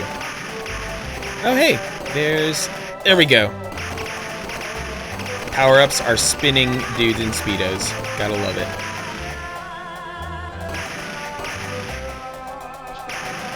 Oh, enemies can crash into them and die. Even better.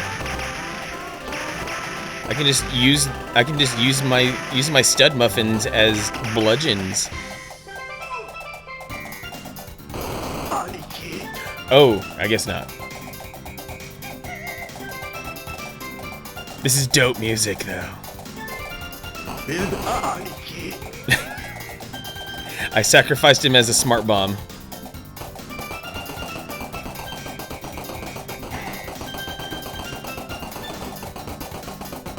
And it looks like some Speedo guys are hand pumping this vessel. Boss man breathing down your neck. Stupid weather, but tonight little behind on dumping cars. Usually takes an hour to dump 4. Ooh, hour and a half? Is it? I can't even imagine what variables would go into causing something like that to happen. I'm wondering if the type of cargo makes a big difference for your ability to unload. Like, sorry, boss man, we've got something fragile or something unusual being shipped right now, and you're gonna have to wait and let this stuff get unloaded correctly. Suck it, boss man. This isn't your call. Ooh, got another new dude. Ooh, he's feisty. Whoa, big samurai.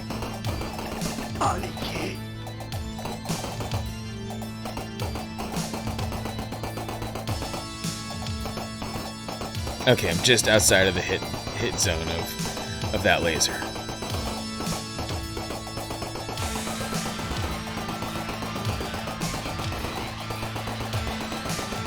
So when I break open his helmet, what's next? Whoa!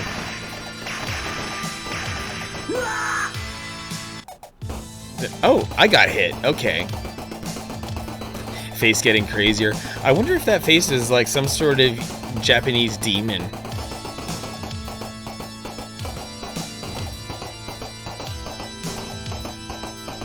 Because there are just so many things about Japanese video games that would probably make a lot more sense if I knew more things about Japanese religion and culture and the things they hold sacred. Like, I know to a lot of people the Tanuki suit back in Super Mario Bros. 3 was probably just this really weird, cute thing. When in reality it has, when in reality we'd later come to find out, oh, this thing really has some significance in how things are over there. So, it was very nice of Nintendo to exclude the giant testicles from the Tanuki. That was essential of them.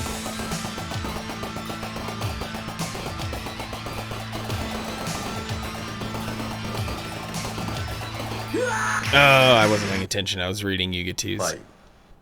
4. Just let him pose. 3 2 1. Just not on top of it. Okay. Go back to the girl. Like, this is a really simple shmup, but I'm just kind of digging it based on the super weird imagery more than anything else. Nintendo's... No, that's the thing. It wasn't even specifically Nintendo's censorship. It was the fact that if you're going to put a Tanuki in a video game in 1990, it was not going to have testicles. Doesn't matter if you were Nintendo, Sega. It just wasn't going to happen. It's not like Japanese Super Mario 3 had a testicle-fied version of Tanuki Mario.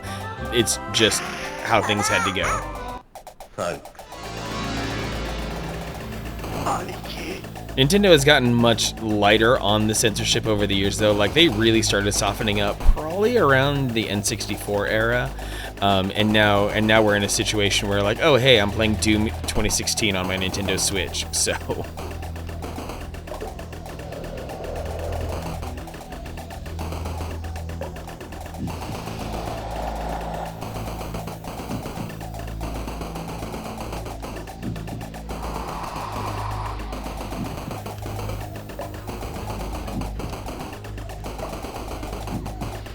But we all remember the infamous sweat debacle of the first Mortal Kombat on the Super Nintendo and the neutered fatalities and things like that. So Mortal Kombat 2 on the SNES was actually really one of the better versions to play because it had some really good graphical fidelity, and they were okay with letting the blood roll.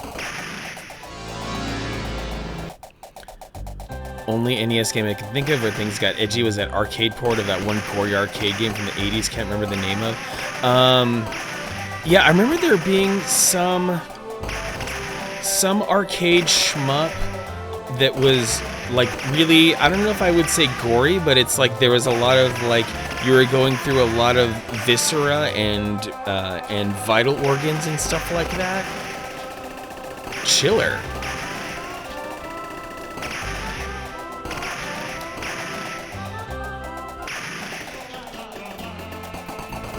Yeah. No, Mortal Kombat on the Super Nintendo is absolute trash, and no one should ever praise it. It was the Genesis version that at least had the blood code and accurate fatalities, which was just fine. We're not gonna... Sorry, Contrix, we're not gonna let anyone get away with praising no one's gonna praise Mortal Kombat on the Super Nintendo. It's just not allowed. That was a huge stumbling block in the history of Mortal Kombat. We're not gonna let that fly. Yeah, Genesis Mortal Kombat, you throw on the Dullard code and you were set.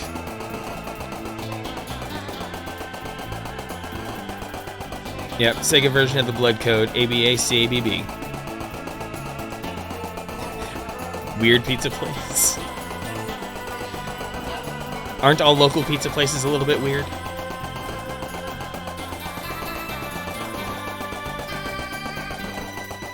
If ever win the lottery, buying that for your house. Seriously, buying that for your new house. Known that code since you were 4? Oh yeah, because every time you would fire up Mortal Kombat, then yeah, it's immediate abacab. There's no way we were gonna let ourselves play a dumbed down version of Mortal Kombat. We wanted the blood. We wanted to see spines ripped out. We wanted to see hearts ripped out. We wanted to see Johnny Cage punch people in the nuts. No, I have zero desire to heap any praise upon the Super Nintendo version of Mortal Kombat.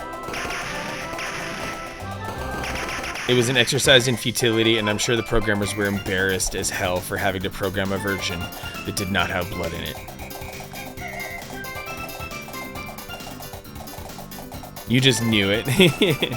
Everyone had an influential older person. Oh, how was it still... It was dying. How did it still have an active hitbox? So dumb.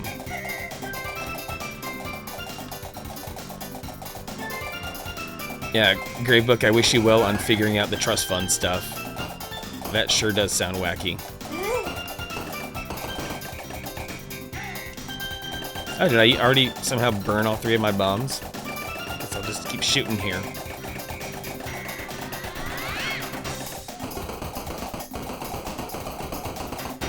There are two different sound effects for shooting things, though. At least it seems like it.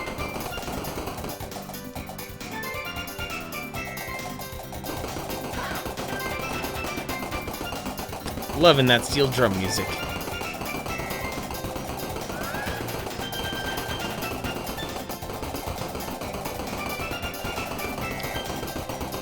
Wait a second. I've had speed control this entire time? Oh my goodness. I just noticed the speed thing on top, and if I hit select on the controller, it changes my movement speed. What the hell?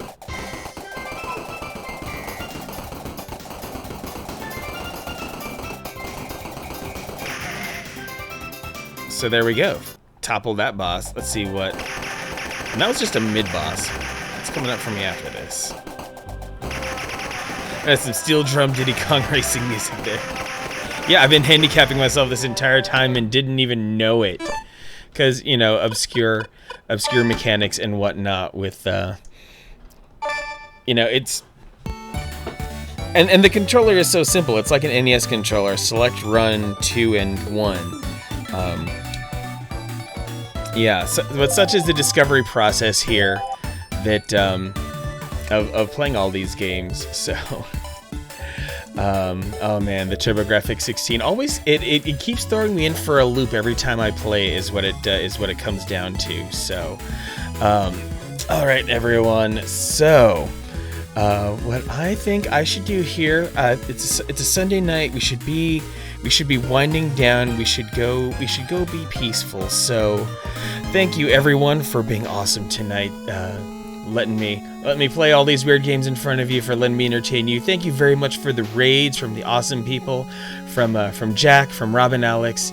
Thank you very much for making this an awesome day. I didn't know I was going to have enough gas left in the tank to put on a 4th consecutive day of streams, but turns out this short and sweet little stream did all the tricks. So I'm going to leave you guys in the capable hands of the Nixter 15. Love his Canadian charm, love his beard. You can calm down peacefully. He's currently playing some Animal Crossing. So let me go hit that raid, the Nixter 15. He has no idea what's coming. As one can expect, if you have my emotes, if you have any emotes, I request of you, just as Robin Alex did to me, it is a manic panic anytime I go on a raid. So copy and paste that. We are gonna go give the Nixer some love. He is a real sweetheart of a dude. Even if you just paste manic panic, hit enter, and then bounce, that's up to you. I'm not making you do anything. I'm just asking nicely, pretty please. So I will see you guys Tuesday evening. Yuga2 has burned a lot of his channel points for me. We will be playing Blazing Chrome on my Nintendo Switch. That's right. So I'll see you in 2 days. Take care.